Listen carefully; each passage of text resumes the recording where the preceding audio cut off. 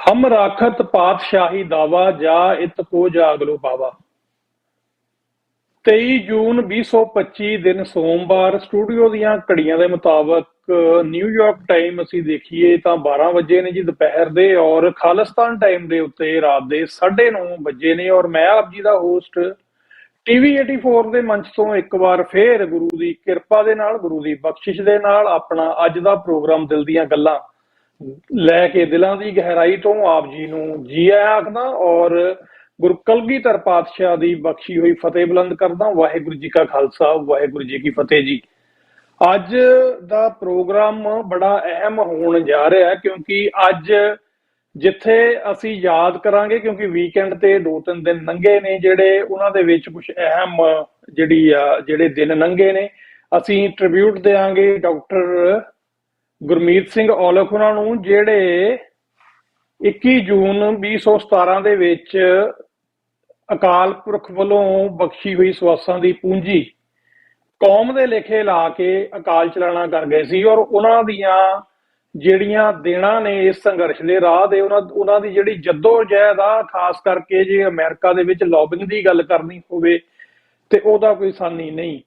So doctor ਸਾਹਿਬ ਨੂੰ ਅਸੀਂ tribute ਦੇਵਾਂਗੇ। ਉਸ ਤੋਂ ਬਾਅਦ ਅੱਜ ਦਾ ਜਿਹੜਾ ਦਿਨ ਹੈ, ਇਹ ਤੋਂ ਪਹਿਲਾਂ ਆਪਾਂ ਇੱਕ ਹੋਰ ਗੱਲ ਕਰੀਏ ਕਿ ਦੁਨੀਆ ਦੇ ਵੱਖ-ਵੱਖ ਭਾਗਾਂ ਦੇ ਵਿੱਚ ਜਿਹੜਾ ਸਿੱਖਾਂ ਵੱਲੋਂ 21 ਜੂਨ ਨੂੰ ਹੀ ਜਿਹੜਾ ਗੱਤਕਾ ਦਿਵਸ ਹੈ ਉਹਨੂੰ ਬੜੇ ਉਤਸ਼ਾਹ ਦੇ ਨਾਲ ਮਨਾਇਆ ਗਿਆ। ਔਰ ਯਾਦ ਰਹੇ ਕਿ ਇਹ ਗੱਤਕਾ ਦਿਵਸ ਆ ਜਿਹੜਾ ਉਹ ਸ਼੍ਰੋਮਣੀ ਅਕਾਲੀ ਦਲ ਅੰਮ੍ਰਿਤਸਰ ਦੇ ਪ੍ਰਧਾਨ ਸਰਦਾਰ ਸਿਮਰਨਜੀਤ ਸਿੰਘ ਮਾਨ ਨੇ ਐਲਾਨ ਇਹਦਾ ਕੀਤਾ ਸੀ ਜਦੋਂ UN ਦੇ ਵੱਲੋਂ ਵਰਲਡ ਯੋਗਾ ਡੇ ਦਾ ਐਲਾਨ ਹੋਇਆ ਸੀ। ਤਾਂ ਸਿੱਖਾਂ ਨੇ ਆਪਣੇ ਗੁਰੂ ਦੇ ਪੱਗ ਚਿੰਨ੍ਹਾਂ ਤੇ ਚੱਲਦਿਆਂ ਇਹ ਐਲਾਨ ਕੀਤਾ ਸੀ ਕਿ ਯੋਗਾ ਦੇ ਨਾਲ ਸਿੱਖਾਂ ਦਾ ਕੋਈ ਸੰਬੰਧ ਨਹੀਂ। ਸਿੱਖਾਂ ਦੀ ਜਿਹੜੀ ਖੇਡ ਹੈ ਜਾਂ ਸਿੱਖਾਂ ਦੀ ਜਿਹੜੀ ਕਸਰਤ ਹੈ ਉਹ ਗੱਤਕਾ, ਉਹ ਜੰਗੀ ਅਭਿਆਸ ਹੈ। ਸੋ ਉਹ ਗੱਤਕਾ ਡੇ ਆ ਜਿਹੜਾ ਉਹ ਹੌਲੀ ਹੌਲੀ ਵੱਧਦਾ ਜਾ ਰਿਹਾ, ਮਨਾਉਣ ਵਾਲਿਆਂ ਦੀ ਗਿਣਤੀ ਵੀ ਵੱਧਦੀ ਜਾ ਰਹੀ ਹੈ ਤੇ ਪਾਰਟਿਸਿਪੇਟ ਕਰਨ ਵਾਲਿਆਂ ਦੀ ਗਿਣਤੀ ਵੀ ਵੱਧਦੀ ਜਾ ਰਹੀ ਹੈ। ਹੌਲੀ ਹੌਲੀ ਜਿਹੜਾ ਇਹ ਦਿਨ ਆ ਇਹ ਵੀ ਇੰਟਰਨੈਸ਼ਨਲ ਤੌਰ ਦੇ ਉੱਤੇ ਜਿਹੜਾ ਉਹ ਸਥਾਪਿਤ ਹੁੰਦਾ ਨਜ਼ਰ ਆ ਰਿਹਾ। ਔਰ ਇਹਦੇ ਨਾਲ ਨਾਲ ਆਪਾਂ ਅੱਜ ਗੱਲ ਕਰਦੇ ਹਾਂ ਜੀ, ਅੱਜ ਦਾ ਖਾਸ ਦਿਨ 23 ਜੂਨ 2025 ਦਾ ਜਿਹੜਾ ਇਹ ਜੂਨ ਆ, ਇਹ ਦੁੱਖ ਦੀ ਯਾਦ ਲੈ ਕੇ ਆਇਆ।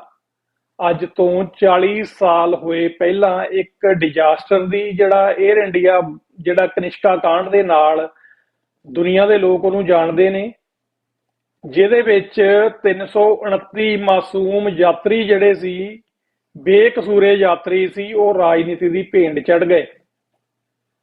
ਤੇ ਹਜੇ ਤੱਕ ਵੀ ਉਹਦੀ ਇਨਕੁਆਇਰੀ ਹੈ ਜਿਹੜੀ ਉਹ ਕੈਨੇਡਾ ਦੇ ਵਿੱਚ ਖੁੱਲੀ ਆ, ਕਿਸੇ ਕੰਢੇ ਨਹੀਂ ਲੱਗੀ। ਪਰ ਕਿਵੇਂ ਭਾਰਤੀ ਹਕੂਮਤ ਤੇ ਉਹਦੇ ਗੁੰਮਰਾਹਕੁਨ ਪ੍ਰਚਾਰ ਨੇ ਇਸ ਡਿਜ਼ਾਸਟਰ ਨੂੰ ਸਿੱਖਾਂ ਦੇ ਸਿਰ ਮੜਨ ਦੀ ਕੋਸ਼ਿਸ਼ ਕੀਤੀ ਆ, ਉਹਦੇ ਬਾਰੇ ਆਪਾਂ ਗੱਲ ਕਰਾਂਗੇ। ਜਿੱਥੇ ਅਸੀਂ ਉਹਨਾਂ 329 ਬੇਗੁਨਾਹ ਮੁਸਾਫਰਾਂ ਦੇ ਮਾਰੇ ਜਾਣ ਦੇ ਉੱਤੇ ਜਿਹੜਾ 23 ਜੂਨ 1985 ਨੂੰ 에ਅਰ ਇੰਡੀਆ ਦੀ ਫਲਾਈਟ ਦੇ ਵਿੱਚ ਮੌਂਟਰੀਅਲ ਤੋਂ ਸਵਾਰ ਹੋਏ, ਜਿਨ੍ਹਾਂ ਨੇ ਲੰਡਨ ਜਿਹੜਾ ਉਹਨਾਂ ਦਾ ਪਹਿਲਾ ਸਟੇ ਸੀ, ਫਿਰ ਉਹ ਫਲਾਈਟ ਦਿੱਲੀ ਤੇ ਫਿਰ ਉਸ ਤੋਂ ਬਾਅਦ ਮੁੰਬਈ ਜਾਣੀ ਸੀ। ਤੇ ਉਹ ਰਾਹ ਦੇ ਵਿੱਚ ਹੀ ਅਟਲਾਂਟਿਕ ਓਸ਼ਨ ਦੇ ਉੱਤੇ ਆਇਰਲੈਂਡ ਤੋਂ ਤਕਰੀਬਨ 191 ਮੀਲਾਂ 190 ਕਿਲੋਮੀਟਰ ਦੂਰ ਉਹ ਜਹਾਜ਼ ਆ ਜਿਹੜਾ ਉਹਦੇ ਵਿੱਚ ਬੰਬ ਬਲਾਸਟ ਹੋਇਆ ਤੇ ਸਾਰੇ ਦੇ ਸਾਰੇ ਜਿਹੜੇ ਮੁਸਾਫਰ ਨੇ ਉਹ ਅਕਾਲ ਚਲਾਣਾ ਕਰ ਗਏ। ਸਾਨੂੰ ਉਹਨਾਂ ਦੀ ਮੌਤ ਦੇ ਉੱਤੇ ਗਹਿਰਾ ਦੁੱਖ ਵੀ ਆ, ਉਹਨਾਂ ਦੇ ਪਰਿਵਾਰਾਂ ਦੇ ਨਾਲ, ਸਗੇ ਸੰਬੰਧੀਆਂ ਦੇ ਨਾਲ ਤੇ ਸਾਰੀ ਇਨਸਾਨੀਅਤ ਦੇ ਨਾਲ ਅਸੀਂ ਇਸ ਘਿਨਾਉਣੇ ਕੁਨ ਜਿਹੜਾ ਕਾਰਨਾਮਾ ਇਹਦੇ ਉੱਤੇ ਦੁੱਖ ਦਾ ਇਜ਼ਹਾਰ ਕਰਦੇ ਹਾਂ ਤੇ ਸਾਰਿਆਂ ਨਾਲ ਦੁੱਖ ਦਾ ਪ੍ਰਗਟਾਵਾ ਵੀ ਕਰਦੇ ਹਾਂ ਤੇ ਸਾਰਿਆਂ ਦੀ ਜਿਹੜੀ ਉਹਨਾਂ ਦੀ ਇਸ ਤੋਂ ਬਾਅਦ ਟਰੌਮਾ ਜਿਹੜਾ ਉਹਦੇ ਵਿੱਚ ਅਸੀਂ ਉਹਨਾਂ ਦੇ ਨਾਲ ਸ਼ਾਮਲ ਹਾਂ। ਸੋ ਅੱਜ ਦੇ ਪ੍ਰੋਗਰਾਮ ਦੇ ਵਿੱਚ ਇਸ ਤੋਂ ਬਾਅਦ ਜਿਹੜੇ ਅਸੀਂ ਵਿਸ਼ੇ ਛੋਹਣੇ ਆ, ਸਾਡੇ ਨਾਲ ਇੱਕ ਅਹਿਮ ਸ਼ਖਸੀਅਤ ਭਾਈ ਸਾਹਿਬ ਭਾਈ ਜਸਪਾਲ ਸਿੰਘ ਹੁਣੀ UK ਤੋਂ ਅੱਜ ਇੱਕ ਵਾਰ ਫੇਰ ਸਾਡੇ ਨਾਲ ਜੁੜੇ ਨੇ। ਅੱਜ ਅਸੀਂ ਉਹਨਾਂ ਦਾ ਇੱਕ ਡਾਕੂਮੈਂਟ ਆ ਕਿ ਮਾਈ ਵਿਜ਼ਨ ਯੂਅਰ ਫਿਊਚਰ, ਉਹਦੇ ਵਿੱਚ ਖਾਲਿਸਤਾਨ ਦੀ ਜਿਹੜੀਆਂ ਮੇਨ ਸਿਧਾਂਤ ਨੇ, ਜਿਹੜੇ ਕਿਹਨਾਂ ਸਿਧਾਂਤਾਂ ਦੇ ਉੱਤੇ ਖਾਲਿਸਤਾਨ ਦੀ ਜਿਹੜੀ ਆਜ਼ਾਦੀ ਆ ਹੋਣੀ ਆ, ਕਾਇਮੀ ਜਿਹੜੀ ਉਹ ਹੋਣੀ ਆ, ਉਹਨਾਂ ਦੇ ਉੱਤੇ ਗੱਲਬਾਤ, ਅਸੀਂ ਉਹਨਾਂ ਦਾ ਕੀ ਵਿਊ ਪੁਆਇੰਟ ਹੈ ਉਹਦੇ ਤੋਂ ਤੁਹਾਨੂੰ ਰੂਬਰੂ ਕਰਾਵਾਂਗੇ। ਔਰ ਤੁਸੀਂ ਸਾਨੂੰ ਟੀਵੀ 84 ਦੇ ਉੱਤੋਂ ਵੇਖ ਰਹੇ ਹੋ ਵੱਖ-ਵੱਖ ਗੈਜਟਸ ਰਾਹੀਂ।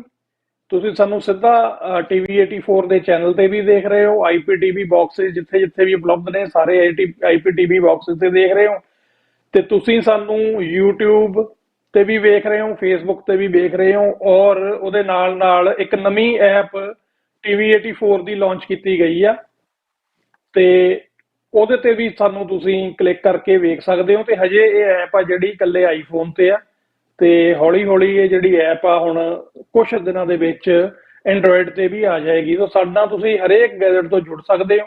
ਔਰ ਸਟੂਡੀਓ ਦੇ ਵਿੱਚ ਕੋਈ ਵੀ ਗੱਲਬਾਤ ਕਰਨ ਦੇ ਲਈ ਪਹਿਲੇ 20-25 ਮਿੰਟ ਤੋਂ ਬਾਅਦ ਨੰਬਰ ਤੁਹਾਡੀਆਂ ਸਕਰੀਨਾਂ ਤੇ ਆ ਜਾਣਗੇ, 514 476 8484। ਇਹਦੇ ਵਿੱਚ ਤੁਸੀਂ ਕਾਲ ਕਰਕੇ ਪ੍ਰੋਗਰਾਮ ਦਾ ਹਿੱਸਾ ਵੀ ਬਣ ਸਕਦੇ ਹੋ। ਸੋ ਆਓ ਆਪਣੇ ਅੱਜ ਦੇ ਮਹਿਮਾਨ ਨੂੰ ਜੀ ਆਇਆਂ ਕਹਿੰਦੇ ਹੋਏ ਅਸੀਂ ਫਤਿਹ ਅਰਜ਼ ਕਰੀਏ ਜੀ। ਸਰਦਾਰ ਜਸਪਾਲ ਸਿੰਘ ਜੀ, ਵਾਹਿਗੁਰੂ ਜੀ ਕਾ ਖਾਲਸਾ, ਵਾਹਿਗੁਰੂ ਜੀ ਕੀ ਫਤਿਹ। ਭਾਈ ਮਨਵੀਰ ਸਿੰਘ ਜੀ, ਆਪ ਜੀ ਨੂੰ ਅਤੇ ਟੀਵੀ 84 ਦੇ ਸਾਰੇ ਦਰਸ਼ਕਾਂ ਨੂੰ ਮੇਰੇ ਵੱਲੋਂ ਵਾਹਿਗੁਰੂ ਜੀ ਕਾ ਖਾਲਸਾ, ਵਾਹਿਗੁਰੂ ਜੀ ਕੀ ਫਤਿਹ। ਭਾਈ ਜਸਪਾਲ ਸਿੰਘ ਜੀ, ਸਭ ਤੋਂ ਪਹਿਲਾਂ ਤਾਂ ਡਾਕਟਰ ਗੁਰਮੀਤ ਸਿੰਘ ਔਲਖ ਦੀ ਜਿਹੜੀ ਆ ਉਹ ਅਸੀਂ ਮਿੱਟੀ ਯਾਦ ਨੂੰ ਜਿਹੜਾ ਤਾਜ਼ਾ ਕਰ ਰਹੇ ਹਾਂ, ਉਹਨਾਂ ਦੇ ਕੀਤੇ ਹੋਏ ਕੰਮਾਂ ਨੂੰ ਸਲੂਟ ਕਰ ਰਹੇ ਹਾਂ। ਉਹਦੇ ਬਾਰੇ ਮੁੱਢਲੇ ਸ਼ਬਦ। ਹਾਂਜੀ, ਮਨਵੀਰ ਸਿੰਘ ਜੀ, ਭਾਈ Gurmeet Singh, doctor Gurmeet Singh Aulakh council of Khalistan ਦੇ ਜੋ ਨਾਰਥ ਅਮਰੀਕਾ ਦੇ ਇੱਕ ਬਹੁਤ ਵੱਡੇ ਖਾਲਿਸਤਾਨ ਕੌਂਸਲ ਦੇ ਜਿਹੜੇ ਨੁਮਾਇੰਦੇ ਸੀਗੇ, ਬਲਕਿ ਉਹ ਉਹਨਾਂ ਦੇ ਪ੍ਰਧਾਨ ਸੀਗੇ, ਜਿਨ੍ਹਾਂ ਨੇ ਅਮਰੀਕਾ ਦੇ ਵਿੱਚ ਖਾਸ ਤੌਰ ਦੇ ਉੱਤੇ ਵਾਸ਼ਿੰਗਟਨ DC ਦੇ ਵਿੱਚ ਜਿਹੜੇ ਰਿਪਰੈਜ਼ੈਂਟੇਟਿਵ ਸੀਗੇ ਅਮਰੀਕਨ ਗੌਰਮੈਂਟ ਦੇ ਵਿੱਚ ਮਿਨਿਸਟਰ ਸੀਗੇ, ਉਹਨਾਂ ਦੇ ਨਾਲ ਬਹੁਤ ਵਧੀਆ ਜਿਹੜੀ ਲੌਬੀਜ਼ ਕੀਤੀਆਂ। ਅਤੇ ਜੋ ਪੰਜਾਬ ਦੇ ਵਿੱਚ ਸਿੱਖਾਂ ਦੇ ਨਾਲ ਤਸ਼ੱਦਦ ਅਤੇ ਹਰਿਮੰਦਰ ਸਾਹਿਬ ਦਰਬਾਰ ਸਾਹਿਬ ਦਾ ਜੋ ਅਟੈਕ ਹੋਇਆ ਸੀਗਾ ਭਾਰਤੀ ਫੌਜਾਂ ਵੱਲੋਂ, ਉਹਦੇ ਉੱਤੇ ਬਹੁਤ ਵੱਡੀ ਜਾਣਕਾਰੀ ਦੇ ਕੇ ਉਹਨਾਂ ਨੇ ਇੱਕ ਲੌਬੀਇੰਗ ਕਰਕੇ ਇੱਕ ਇਹੋ ਜਿਹਾ ਦ੍ਰਿਸ਼ ਪੈਦਾ ਕਰ ਦਿੱਤਾ ਜਿਹਦੇ ਨਾਲ ਜਿਹੜੀ ਵੈਸਟਰਨ ਦੁਨੀਆ ਸੀਗੀ ਉਹਨਾਂ ਨੂੰ ਸਿੱਖਾਂ ਦੇ ਨਾਲ ਹੋ ਰਹੇ ਤਸ਼ੱਦਦ ਅਤੇ ਵਿਸ਼ਵਾਸਘਾਤ ਦੇ ਬਾਰੇ ਚਾਨਣਾ ਉਹ ਉਹਨਾਂ ਨੇ ਪਾਇਆ ਸੀਗਾ, ਜਿਹੜਾ ਕਿ ਸਾਡੇ ਖਾਲਿਸਤਾਨ ਦੇ ਇਤਿਹਾਸ ਦੇ ਵਿੱਚ ਇੱਕ ਬਹੁਤ ਵੱਡਾ ਇੱਕ ਕਦਮ ਸੀਗਾ, ਜਿਹਨੂੰ ਅਸੀਂ ਹਮੇਸ਼ਾ ਹੀ ਯਾਦ ਕਰਦੇ ਰਹਾਂਗੇ। ਡਾਕਟਰ ਸਾਹਿਬ ਦੀ ਇੱਕ ਬਹੁਤ ਵੱਡੀ ਖਾਲਸਾ ਪੰਥ ਨੂੰ ਦੇਣ ਹੈਗੀ ਹੈ। ਜੀ ਬਿਲਕੁਲ ਜੀ, ਇਹਦੇ ਨਾਲ ਇਹ ਦੱਸਣਾ ਬਣਦਾ ਕਿ ਡਾਕਟਰ ਸਾਹਿਬ ਬੜੇ ਲੰਮੇ ਸਮੇਂ ਤੋਂ ਜਿਹੜਾ ਉਹ ਵੱਡੇ ਉੱਚ ਅਹੁਦਿਆਂ ਤੇ ਬਾਹਰਲੇ ਮੁਲਕਾਂ ਦੇ ਵਿੱਚ ਰਹੇ ਆ। ਪੰਜਾਬ ਤੋਂ ਉਹ ਇੰਗਲੈਂਡ ਗਏ, ਇੰਗਲੈਂਡ ਤੋਂ ਅਮਰੀਕਾ ਆਏ, ਤੇ ਅਮਰੀਕਾ ਬਤੌਰ ਸਾਇੰਟਿਸਟ ਉਹ ਕੰਮ ਕਰ ਰਹੇ ਸਨ ਜਦੋਂ ਇਹ ਹਾਦਸਾ ਜਿਹੜਾ 1984 ਦੀ ਨਸਲਕੁਸ਼ੀ ਜਿਹੜੀ ਸਿੱਖਾਂ ਦੀ ਹੋਈ ਆ ਉਹ ਆਰੰਭ ਹੋਈ ਆ ਦਰਬਾਰ ਸਾਹਿਬ ਤੇ ਅਟੈਕ ਹੋਣ ਦੇ ਨਾਲ। ਤੇ ਉਸੇ ਵੇਲੇ ਉਹਨਾਂ ਨੇ ਆਪਣਾ ਫਰਜ਼ ਸਮਝਿਆ ਹੋਇਆ ਕਿ ਇਸ ਵਕਤ ਜੇ ਕੋਈ ਸੂਝਵਾਨ ਸਿੱਖ ਹੈ ਦੁਨੀਆ ਤੇ, ਉਹਨੂੰ ਕਿਹੜਾ ਰਸਤਾ ਅਖਤਿਆਰ ਕਰਨਾ ਚਾਹੀਦਾ। ਬਿਲਕੁਲ ਉਹੀ ਰਸਤਾ ਜਿਹੜਾ ਅਖਤਿਆਰ ਕਰਕੇ ਕੌਂਸਲ ਆਫ ਖਾਲਿਸਤਾਨ ਦੇ ਬੈਨਰ ਹੇਠ ਉਹਨਾਂ ਨੇ ਜਿਹੜਾ ਆਪਣਾ ਫਰਜ਼ ਨਿਭਾਇਆ, ਤੇ US ਦੇ ਵਿੱਚ ਆਪਣੇ ਆਖਰੀ ਸਾਹ ਦੇ ਤੱਕ ਉਹ US ਕਾਂਗਰਸ ਦੇ ਵਿੱਚ, US ਦੀਆਂ ਅਖਬਾਰਾਂ ਦੇ ਵਿੱਚ ਜਾਂ ਹੋਰ ਹਰ ਤਰ੍ਹਾਂ ਦੀ ਲੌਬੀ ਉਹਨਾਂ ਨੇ ਜਿਹੜੀ ਕੀਤੀ ਆ। ਔਰ ਉਹਨਾਂ ਦੇ ਸਾਰੇ ਕੰਮਾਂ ਦੀਆਂ ਦੋ ਵੱਡੀਆਂ ਕਿਤਾਬਾਂ ਜਿਹੜੀਆਂ ਜੋ ਉਹਨਾਂ ਨੇ ਕੀਤਾ, ਇਹ ਕਈ ਵਾਰੀ ਸਵਾਲ ਹੋ ਜਾਂਦਾ ਜੀ ਕਿ ਕੀਤਾ ਕੁਛ ਨਹੀਂ ਕੌਮ ਨੇ 40 ਸਾਲਾਂ ਦੇ ਵਿੱਚ। ਸੋ ਅਸੀਂ ਇਹ ਸਾਡੀ ਜਿੱਥੇ ਟ੍ਰਿਬਿਊਟ ਆ ਉੱਥੇ ਜਿਹੜੇ ਵੀ ਸੁਹਿਰਦ ਸਿੱਖ ਨੇ, ਖਾਸ ਕਰਕੇ ਜਿਹੜੇ ਪੜ੍ਹਨ ਲਿਖਣ ਦੇ ਵਿੱਚ ਦਿਲਚਸਪੀ ਰੱਖਦੇ ਨੇ, ਉਹਨਾਂ ਨੂੰ ਅਸੀਂ ਇਹ ਰეკਮੈਂਡ ਵੀ ਕਰਾਂਗੇ ਕਿ ਕੌਂਸਲ ਆਫ ਖਾਲਿਸਤਾਨ ਦੀ ਤੁਸੀਂ ਵੈਬਸਾਈਟ ਤੇ ਜਾ ਕੇ ਡਾਕਟਰ ਗੁਰਮੀਤ ਸਿੰਘ ਔਲਖ ਹੁਣਾਂ ਦੀ ਦੇ ਕੰਮਾਂ ਬਾਰੇ ਜਿਹੜੀਆਂ ਦੋ ਕਿਤਾਬਾਂ ਨੇ ਕਿ ਉਹਨਾਂ ਨੇ ਇਸ ਸਾਰੇ ਸਮੇਂ ਦੇ ਵਿੱਚ ਕੀ ਕੀਤਾ, ਉਹਨੂੰ ਤੁਸੀਂ ਜ਼ਰੂਰ ਪੜ੍ਹਨ ਦੀ ਖੇਚਲ ਕਰੋ। ਤੇ ਉਤੋਂ ਸਾਨੂੰ ਸੇਧ ਵੀ ਮਿਲਦੀ ਹੈ ਕਿ ਲੌਬਿੰਗ ਕਿਸ ਤਰ੍ਹਾਂ ਹੋਣੀ ਹੈ। ਸੋ ਅਗਲਾ ਵਿਸ਼ਾ ਜਿਹੜਾ ਆਪਣਾ ਜਿਵੇਂ ਮੈਂ ਇੱਥੇ ਮੈਂ ਤੁਹਾਨੂੰ ਐਡ ਕਰਨਾ ਚਾਹੁੰਦਾ ਇੱਕ, ਕਿਉਂਕਿ ਅੱਜ 23 ਜੂਨ 2025 ਹੈਗਾ, ਇਹ ਇੱਕ ਬਹੁਤ ਮਹੱਤਵਪੂਰਨ ਦਿਨ ਹੈ ਜਿੱਥੇ ਇੱਕ 에ਅਰ ਇੰਡੀਆ ਦਾ ਡਿਜ਼ਾਸਟਰ ਹੋਇਆ ਸੀ। ਉੱਥੇ 23 ਜੂਨ 1984 ਨੂੰ, ਜਿਹਦੀ ਆਪਾਂ ਕੌਂਸਲ ਆਫ ਖਾਲਿਸਤਾਨ ਦੀ ਗੱਲ ਕਰਨ ਲੱਗੇ ਹੈਗੇ ਆ, ਜਾਂ ਡਾਕਟਰ ਔਲਖ ਉਹਨਾਂ ਦੀ ਜੋ ਜਿਹੜਾ ਨਾਰਥ ਅਮਰੀਕਾ ਦਾ ਇੱਕ ਚੈਪਟਰ ਸੀਗਾ, ਪੰਥਕ ਕਮੇਟੀ ਨੇ 7 ਅਕਤੂਬਰ 1987 ਨੂੰ ਡਾਕਟਰ ਸਾਹਿਬ ਨੂੰ ਕੌਂਸਲ ਆਫ ਖਾਲਿਸਤਾਨ ਦੇ ਪ੍ਰੈਜ਼ੀਡੈਂਟ ਦੇ ਤੌਰ ਦੇ ਉੱਤੇ ਉਹਨਾਂ ਨੂੰ ਨੁਮਾਇੰਦਗੀ ਦਿੱਤੀ ਸੀਗੀ। ਉੱਥੇ 23 ਜੂਨ ਜੀ 1984 ਨੂੰ ਯੂਕੇ ਦੇ ਵਿੱਚ ਇੱਕ ਬਹੁਤ ਵੱਡੀ ਕਾਨਫਰੰਸ ਜੀ ਹੋਈ ਸੀਗੀ, ਜਿਹਦੇ ਵਿੱਚ ਕੌਂਸਲ ਜੀ ਆਫ ਖਾਲਿਸਤਾਨ ਦਾ ਜਿਹੜੀ ਕੌਂਸਲ ਆਫ ਖਾਲਿਸਤਾਨ ਦਾ ਨੀਂਹ ਪੱਥਰ ਰੱਖਿਆ, ਜਿੱਦਾਂ ਕਹਿ ਲਓ, ਇਹ ਜੀ ਇੱਕ ਆਰਗੇਨਾਈਜੇਸ਼ਨ ਨਹੀਂ ਸੀਗੀ, ਇੱਕ ਬਲਕਿ ਗਵਰਨਮੈਂਟ ਦੇ ਤੌਰ ਦੇ ਉੱਤੇ ਇਹ ਕੰਮ ਕਰ ਰਹੀ ਸੀਗੀ। ਤੇ ਗਵਰਨਮੈਂਟ ਉਹਦੇ ਵਿੱਚ ਐਗਜ਼ਾਈਲ ਕੰਮ ਕਰਦੀ ਸੀ ਜੀ। ਜਿਹਦੇ ਵਿੱਚ ਡਾਕਟਰ ਜਗਜੀਤ ਸਿੰਘ ਚੌਹਾਨ, ਸਰਦਾਰ ਜੀ ਗੁਰਮੇਜ ਸਿੰਘ ਗਿੱਲ ਬੱਬਰ, ਸਰਦਾਰ ਜੀ ਸੇਵਾ ਸਿੰਘ ਲੱਲੀ ਜੀ ਅਤੇ ਨੌਜਵਾਨਾਂ ਜੀ ਵੱਲੋਂ ਕਰਮਜੀਤ ਸਿੰਘ ਪੱਡਾ ਅਤੇ ਇੱਕ ਹਰਮਿੰਦਰ ਸਿੰਘ ਜੀ ਖਹਿਰਾ ਅਕਾਲੀ ਦਲ ਵੱਲੋਂ ਸੀਗੇ ਉਸ ਵੇਲੇ।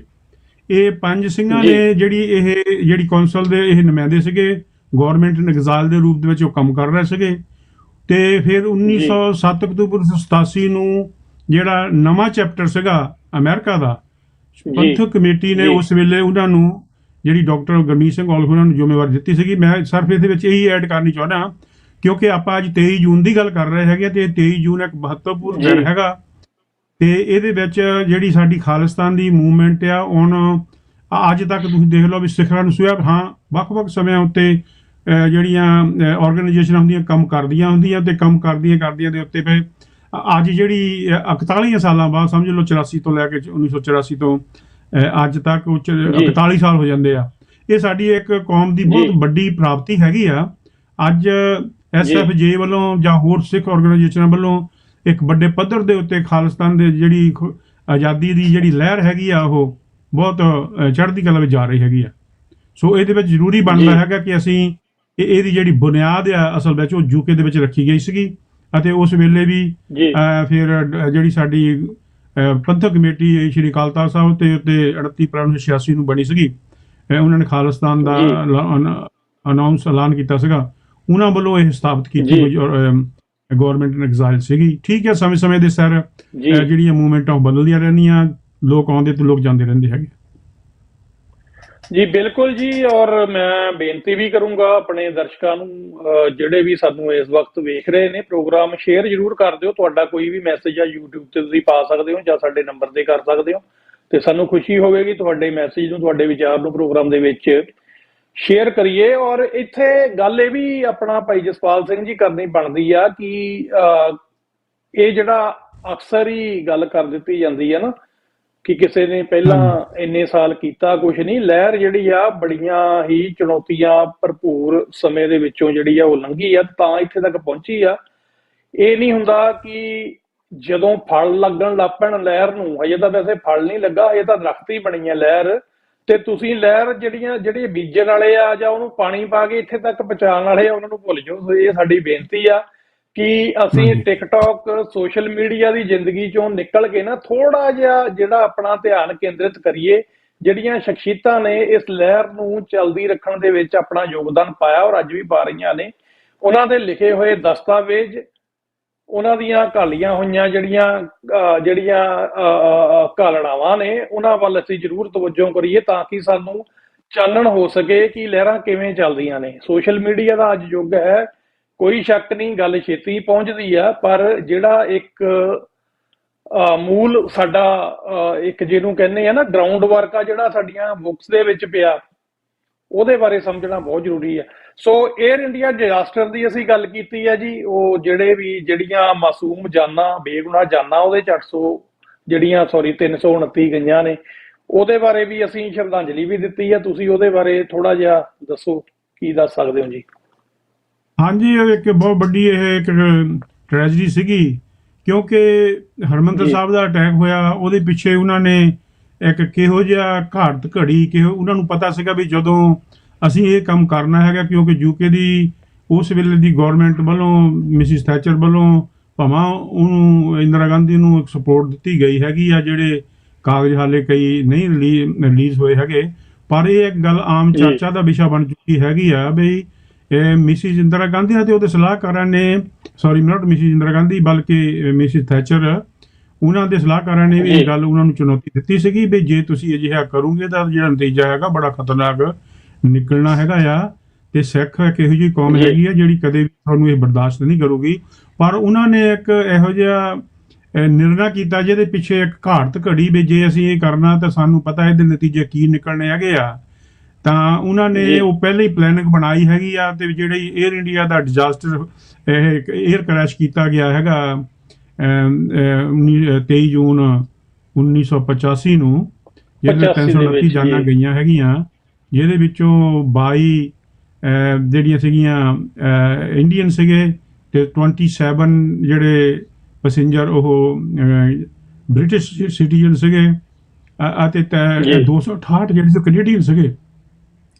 ਤੇ ਉਹਨਾਂ ਨੇ ਜੀ ਸਾਨੂੰ ਸਿੱਖਾਂ ਨੂੰ ਬਦਨਾਮ ਕਰਨ ਦੇ ਲਈ ਆਪਣੀਆਂ ਏਜੰਸੀਆਂ ਦੇ ਥਰੂ ਕਰਵਾਇਆ। ਇਹ ਤੁਹਾਡੀ ਉੱਥੇ ਕੈਨੇਡਾ ਦੇ ਵਿੱਚ ਜੋ ਇਨਕੁਆਇਰੀ ਚੱਲ ਰਹੀ ਹੈਗੀ ਆ, ਜੀ ਜਿਹੜੀ ਤੁਹਾਡੀ ਇੰਟੈਲੀਜੈਂਸੀ ਹੈਗੀ ਕੈਨੇਡੀਅਨ, ਉਹ ਹੁਣ ਨਤੀਜੇ ਕੀ ਜੀ ਕੱਢਦੀ ਹੈਗੀ ਆ, ਇਹ ਤਾਂ ਉਹਨਾਂ ਦਾ ਅਖੀਰਲਾ ਨਿਰਣਾ ਹੋਊਗਾ। ਪਰ ਜਿਹੜੀ ਜੀ ਮੋਟੀ ਮੋਟੀ ਜਿਹੜੀ ਗੱਲ ਹੈਗੀ, ਉਹ ਆਪਾਂ ਨੂੰ ਪਤਾ ਹੈਗਾ ਬਈ ਇੰਡੀਅਨ ਏਜੰਸੀਆਂ ਨੇ ਇਹ ਸਾਰਾ ਕੁਝ ਸਿੱਖ ਮੂਵਮੈਂਟ ਨੂੰ, ਖਾਲਿਸਤਾਨ ਦੀ ਮੂਵਮੈਂਟ, ਕਿਉਂਕਿ ਉਸ ਵੇਲੇ 1984 ਤੋਂ ਹੀ ਇੱਕਦਮ ਜੀ ਲਗਾਤਾਰ ਉੱਠ ਖੜੀ ਹੋਈ ਸੀ ਸਾਰੇ ਦੁਨੀਆ ਦੇ ਵਿੱਚ। ਸਿੱਖਾਂ ਨੇ ਇਸ ਚੀਜ਼ ਦਾ ਬਹੁਤ ਬੁਰਾ ਮਨਾਇਆ, ਅਤੇ ਬੜੇ ਉਹਨਾਂ ਨੇ ਖਾਲਿਸਤਾਨ ਦੇਸ਼ ਨਾਲੋਂ ਜੁਦੇ, ਭਾਰਤ ਦੇਸ਼ ਨਾਲੋਂ ਜੁਦੇ ਹੋਣ ਦਾ ਐਲਾਨ ਕਰ ਦਿੱਤਾ ਸੀਗਾ, ਭਾਵੇਂ ਕਿ ਆਫੀਸ਼ੀਅਲੀ ਤੌਰ ਤੇ ਅਕਾਲ ਤਖਤ ਦੇ ਉੱਤੇ 29 ਅਪ੍ਰੈਲ 1986 ਨੂੰ ਹੋਇਆ ਸੀ ਜਾ ਕੇ 2 ਸਾਲਾਂ ਬਾਅਦ ਤਕਰੀਬਨ। ਪਰ ਉਹਨਾਂ ਨੂੰ ਇਸ ਚੀਜ਼ ਦਾ ਪਹਿਲਾਂ ਕਿ ਕਿਆਸ ਸੀਗਾ ਵੀ ਜੋ ਹੋਣਾ ਹੈਗਾ ਤੇ ਅਸੀਂ ਉਹਨੂੰ ਬਦਨਾਮ ਕਿੱਦਾਂ ਕਰਨਾ ਹੈਗਾ। ਉਹਦੀਆਂ ਸਾਰੀਆਂ ਜੀ ਪੈੜਾਂ ਜਿਹੜੀਆਂ ਨੱਪਣੀਆਂ ਸ਼ੁਰੂ ਕਰ ਦਿੱਤੀਆਂ ਸੀਗੀਆਂ। ਜੀ ਬਿਲਕੁਲ ਜੀ।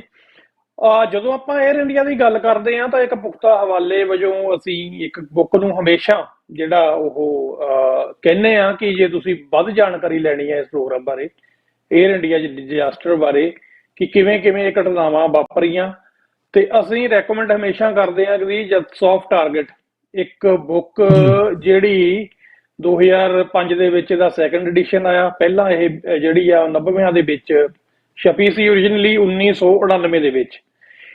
ਇਹਦੇ ਜਿਹੜੇ ਲਿਖਾਰੀ ਨੇ ਜ਼ੁਬੇਰ ਕਸ਼ਮੀਰੀ ਤੇ ਬ੍ਰਾਇਨ ਮੈਕਐਂਡਰੂਸਨ, ਇਹ ਕੈਨੇਡਾ ਦੇ ਮੇਨ ਸਟ੍ਰੀਮ ਮੀਡੀਆ ਦੇ ਵਿੱਚ ਵੱਖ-ਵੱਖ ਅਦਾਰਿਆਂ ਤੇ, ਜਿਵੇਂ ਟੋਰਾਂਟੋ ਸਟਾਰ, ਗਲੋਬ ਐਂਡ ਮੇਲ ਵਰਗੇ ਵੱਡੇ ਅਦਾਰਿਆਂ ਦੇ ਵਿੱਚ ਇਹ ਕੰਮ ਕਰਦੇ ਰਹੇ ਨੇ। ਸੋ ਇਹਨਾਂ ਦੀਆਂ ਜਿਹੜੀਆਂ ਫਾਈਂਡਿੰਗਸ ਨੇ, ਹਰ ਇੱਕ ਦਾ ਅਸੀਂ ਇਹ ਨਹੀਂ ਕਹਿੰਦੇ ਵੀ ਤੁਸੀਂ ਹੂਬਹੂ ਉਹਦੇ ਤੇ ਜਿਹੜਾ ਉਹ ਯਕੀਨ ਕਰ ਲਓ। ਸਾਡੇ ਕੋਲ ਵੱਡਾ ਰੀਜਨ ਇਹ ਆ ਇਹਦੇ ਤੇ ਬਹੁਤ ਜ਼ਿਆਦਾ ਯਕੀਨ ਕਰਨ ਦਾ, ਇਹ ਆ ਕਿ ਇਸ ਕਿਤਾਬ ਨੂੰ ਨਾ ਤਾਂ ਕੈਨੇਡੀਅਨ ਗਵਰਨਮੈਂਟ ਵੱਲੋਂ ਤੇ ਨਾ ਇੰਡੀਅਨ ਗਵਰਨਮੈਂਟ ਵੱਲੋਂ ਅਜੇ ਤੱਕ ਚੈਲੰਜ ਕੀਤਾ ਗਿਆ। ਔਰ ਇਹ ਕਿਤਾਬ ਜਿਹੜੀ ਖੁਲਾਸੇ ਕਰਦੀ ਆ, ਉਹ ਦੱਸਦੀ ਆ ਕਿ ਕਿਵੇਂ ਸਿੱਖਾਂ ਦੀਆਂ ਜਿੰਨੀਆਂ ਵੀ ਕਮਿਊਨਿਟੀ ਦੇ ਵਿੱਚ ਆਪਸੀ ਲੜਾਈਆਂ ਜਾਂ ਉਹਨਾਂ ਦੀਆਂ ਪ੍ਰੋਬਲਮਸ ਨੇ, ਜਾਂ ਸਾਡੇ ਗੁਰੂ ਘਰਾਂ ਦੇ ਵਿੱਚ ਜਿੰਨੀਆਂ ਲੜਾਈਆਂ ਨੇ 1978 ਤੋਂ ਹੀ ਉਹਦੀਆਂ ਜਿਹੜੀਆਂ ਤਾਰਾਂ ਨੇ ਉਹ ਭਾਰਤੀ ਸਫਾਰਤਖਾਨਿਆਂ ਦੇ ਨਾਲ ਜੁੜੀਆਂ ਰਹੀਆਂ ਨੇ। ਭਾਵ ਕਿ ਉੱਥੋਂ ਸਾਰਾ ਕੁਝ ਪਲਾਨ ਕਰਕੇ ਬੰਦੇ ਪਲਾਂਟ ਕੀਤੇ ਜਾਂਦੇ ਆ ਤੇ ਉਹ ਫਿਰ ਕੌਮ ਨੂੰ ਗੁੰਮਰਾਹ ਕਰਦੇ ਆ।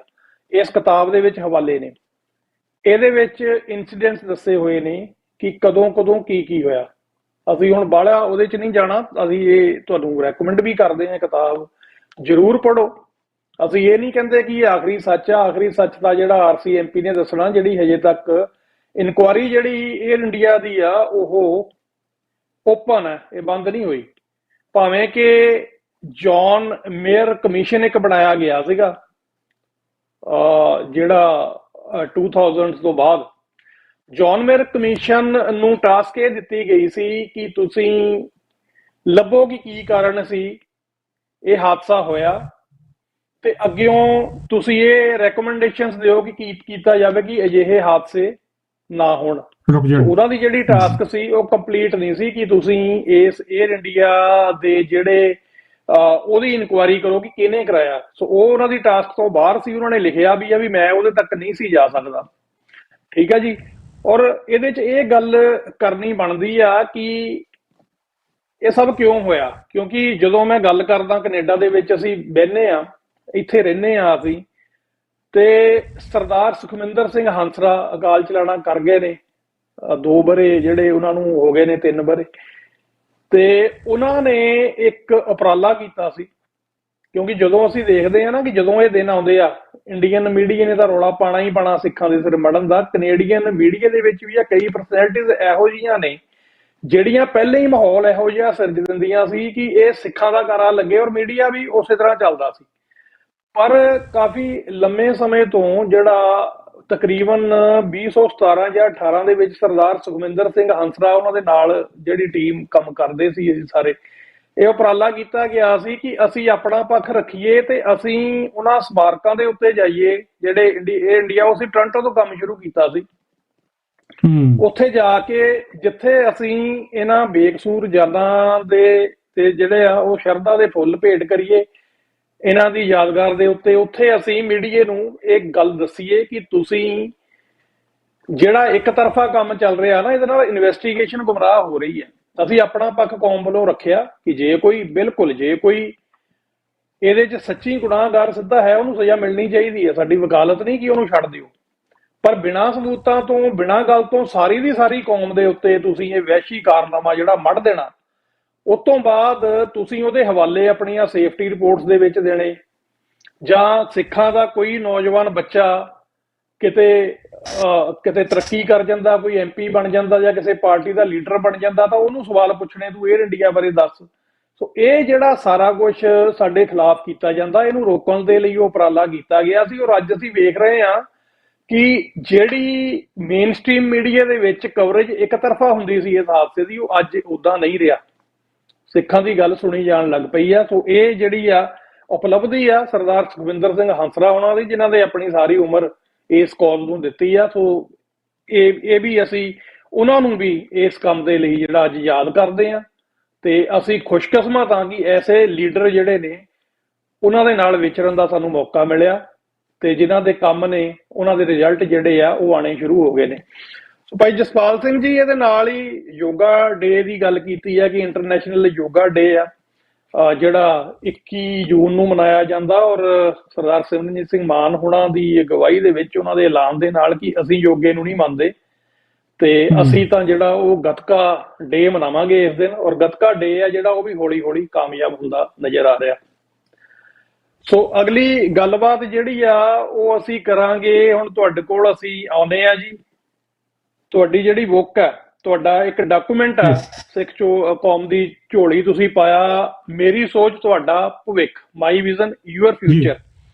ਸੋ ਇਹਦੇ ਉੱਤੇ ਜਿਹੜੀ ਮੁੱਖ ਭੂਮਿਕਾ ਦੇ ਵਿੱਚ ਤੁਸੀਂ ਲਿਖਿਆ ਗੁਰਮਤ ਗਾਡੀ ਰਾਹ ਵਾਲਾ ਬੇਗਮਪੁਰਾ ਖਾਲਸਾ ਰਾਜ, ਇਹਦੇ ਬਾਰੇ ਜਰੂਰ ਸਾਂਝ ਪਾਓ ਜੀ। ਮੈਂ ਨਾ ਇਹਦੇ ਵਿੱਚ ਆਉਣ ਤੋਂ ਪਹਿਲਾਂ ਮੈਂ ਇਹ ਗੱਲ ਕਹਿਣੀ ਚਾਹੁੰਦਾ ਸੀਗਾ, ਜਿਹੜੀ ਇਸ ਵੇਲੇ 에ਅਰ ਇੰਡੀਆ ਡਿਜ਼ਾਸਟਰ ਦੀ 에ਅਰ ਇੰਡੀਆ ਜਿਹੜਾ ਹੈਗਾ ਉਹਦੀ ਕ੍ਰੈਸ਼ਿੰਗ ਦੀ ਗੱਲ ਹੋ ਰਹੀ ਹੈਗੀ ਆ, ਉਹਦੇ ਵਿੱਚ ਸਿਰਫ ਆਪਾਂ ਇੱਕ ਐਡ ਕਰਨਾ ਚਾਹੁੰਦੇ ਆ ਜਿਹੜੇ ਸਾਡੇ ਦਰਸ਼ਕ ਹੈਗੇ ਆ ਉਹਨਾਂ ਨੂੰ ਦੱਸਣ ਦੇ ਲਈ ਵੀ ਇਹ ਜਿਹੜੀਆਂ ਐਮਬੈਸੀਆਂ ਹੁੰਦੀਆਂ ਨਾ ਦੂਜੇ ਦੇਸ਼ਾਂ ਦੇ ਵਿੱਚ, ਸਾਰੇ ਦੁਨੀਆ ਦੇ ਵਿੱਚ ਜਾਲ ਵਿਛਿਆ ਹੋਇਆ, ਸਾਰੇ ਜਿਹੜੇ ਤਰੀਕੇ ਨਾਲ 195-96 ਦੇਸ਼ ਹੈਗੇ ਆ ਉਹਨਾਂ ਦੀਆਂ ਐਮਬੈਸੀਆਂ ਸਾਰੇ ਦੇਸ਼ਾਂ ਦੇ ਵਿੱਚ ਹੈਗੀਆਂ ਵਰਲਡ ਵਾਈਡ।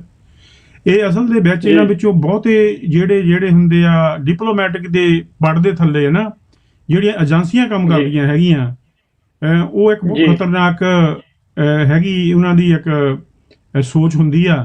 ਉਹ ਕਦੇ ਵੀ ਮਨੁੱਖਤਾ ਦੇ ਲਈ ਕੰਮ ਨਹੀਂ ਕਰਦੇ ਹੈਗੇ, ਉਹ ਸਿਰਫ ਆਪਣਾ ਪੱਖ ਸਟਰੋਂਗ ਬਣਾਉਣ ਦੇ ਲਈ, ਭਾਵੇਂ ਉਹਨਾਂ ਦਾ ਪੱਖ ਕਿੰਨਾ ਵੀ ਗਲਤ ਕਿਉਂ ਨਾ ਹੋਵੇ, ਮਨੁੱਖਤਾ ਦੇ ਵਿਰੋਧ ਦੇ ਵਿੱਚ ਹੋਵੇ, ਉਹ ਹਮੇਸ਼ਾ ਹੀ ਇਹੋ ਜਿਹੇ ਕੰਮ ਕਰਦੇ ਆ। ਜਿਹੜੀ ਹੁਣ ਪ੍ਰੂਵ ਹੋ ਚੁੱਕੀ ਹੈ ਕੈਨੇਡੀਅਨ ਸਰਕਾਰ ਵੱਲੋਂ, ਜਸਟਿਨ ਟਰੂਡੋ ਨੇ ਜਿਹੜੇ ਐਕਸ ਪ੍ਰਾਈਮ ਮਿਨਿਸਟਰ ਸੀਗੇ ਕੈਨੇਡਾ ਦੇ, ਉਹਨਾਂ ਨੇ ਇਹ ਪਾਰਲੀਮੈਂਟ ਦੇ ਵਿੱਚ ਵੀ ਕਹੀ ਸੀਗੀ ਵੀ ਜਿਹੜੀ ਇੰਡੀਆ, ਚਾਈਨਾ ਵਗੈਰਾ ਦੇਸ਼ ਹੈਗੇ ਆ, ਉਹ ਕੈਨੇਡਾ ਦੇ ਵਿੱਚ ਆਪਣਾ ਇੱਕ ਨਵਾਂ ਪੱਖ ਪੇਸ਼ ਕਰਕੇ ਸਾਡੀ ਜਿਹੜੀ ਲੋਕਲ ਸਾਡੀ ਕੈਨੇਡੀਅਨ ਪੋਲੀਟਿਕਸ ਵਿੱਚ ਪੋਲੀਟਿਕਸ ਹੈਗੀ ਆ ਉਹਦੇ ਵਿੱਚ ਇੰਟਰਫੇਅਰ ਕਰਦੇ ਹੈਗੇ ਆ, ਤਾਂ ਕਿ ਉੱਥੇ ਇਹੋ ਜਿਹੀ ਲੌਬੀ ਪੈਦਾ ਕੀਤੀ ਜਾ ਸਕੇ ਜਿਹੜੀ ਚਾਈਨਾ ਵਾਲੇ ਆਪਣੇ ਪੱਖ ਵਿੱਚ ਲਿਆਉਣਾ ਚਾਹੁੰਦੇ ਸੀਗੇ ਤੇ ਇੰਡੀਆ ਵਾਲੇ ਆਪਣੇ ਪੱਖ ਵਿੱਚ ਲਿਆਉਣਾ ਚਾਹੁੰਦੇ ਸੀਗੇ, ਜਿਹਦਾ ਨਤੀਜਾ ਭਾਈ ਹਰਦੀਪ ਸਿੰਘ ਨਿੱਜਰ ਦਾ ਕਤਲ ਹੋਇਆ ਹੈਗਾ।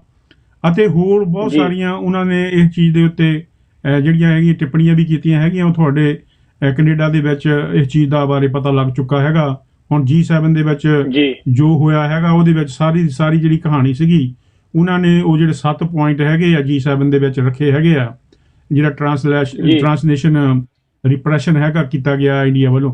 ਸੋ ਮੇਰਾ ਮਤਲਬ ਕਹਿਣ ਦਾ ਇਹ ਹੈਗਾ ਵੀ ਜਿੰਨੀਆਂ ਐਮਬੈਸੀਆਂ ਹੁੰਦੀਆਂ ਨਾ, ਸਿੱਖਾਂ ਦੇ ਖਾਲਸਾ ਦਰਬਾਰ ਲਾਹੌਰ ਦੇ ਨਾਲ ਵੀ ਇਦਾਂ ਦੀਆਂ ਟ੍ਰੈਜਡੀਆਂ ਹੁੰਦੀਆਂ ਰਹੀਆਂ, ਜਿਹੜੇ ਲੋਕ ਟਰੈਵਲ ਦੇ ਰੂਪ ਦੇ ਵਿੱਚ ਆਉਂਦੇ ਰਹੇ ਪੰਜਾਬ ਦੇ ਵਿੱਚ, ਅਤੇ ਉਹਨਾਂ ਦੀ ਜਿਹੜੀ ਇੰਟਰਨਲ ਰਾਜਨੀਤੀ ਸੀਗੀ ਜਾਂ ਇੰਟਰਨਲ ਜਿਹੜੀ ਉਹਨਾਂ ਦੇ ਵਿੱਚ ਉਹਨਾਂ ਨੂੰ ਕੁਝ ਲੱਭ ਰਿਹਾ ਸੀਗਾ, ਉਹ ਬ੍ਰਿਟਿਸ਼ ਉਸ ਵੇਲੇ ਈਸਟ ਇੰਡੀਆ ਕੰਪਨੀ ਦਿੰਦੇ ਰਹੇ, ਜਿਹਦਾ ਨਤੀਜਾ 1849 ਦਾ ਪੰਜਾਬ ਦੇ ਟੇਕ ਓਵਰ ਹੋਈ ਹੈਗੀ ਹੈ ਬ੍ਰਿਟਿਸ਼ ਵੱਲੋਂ।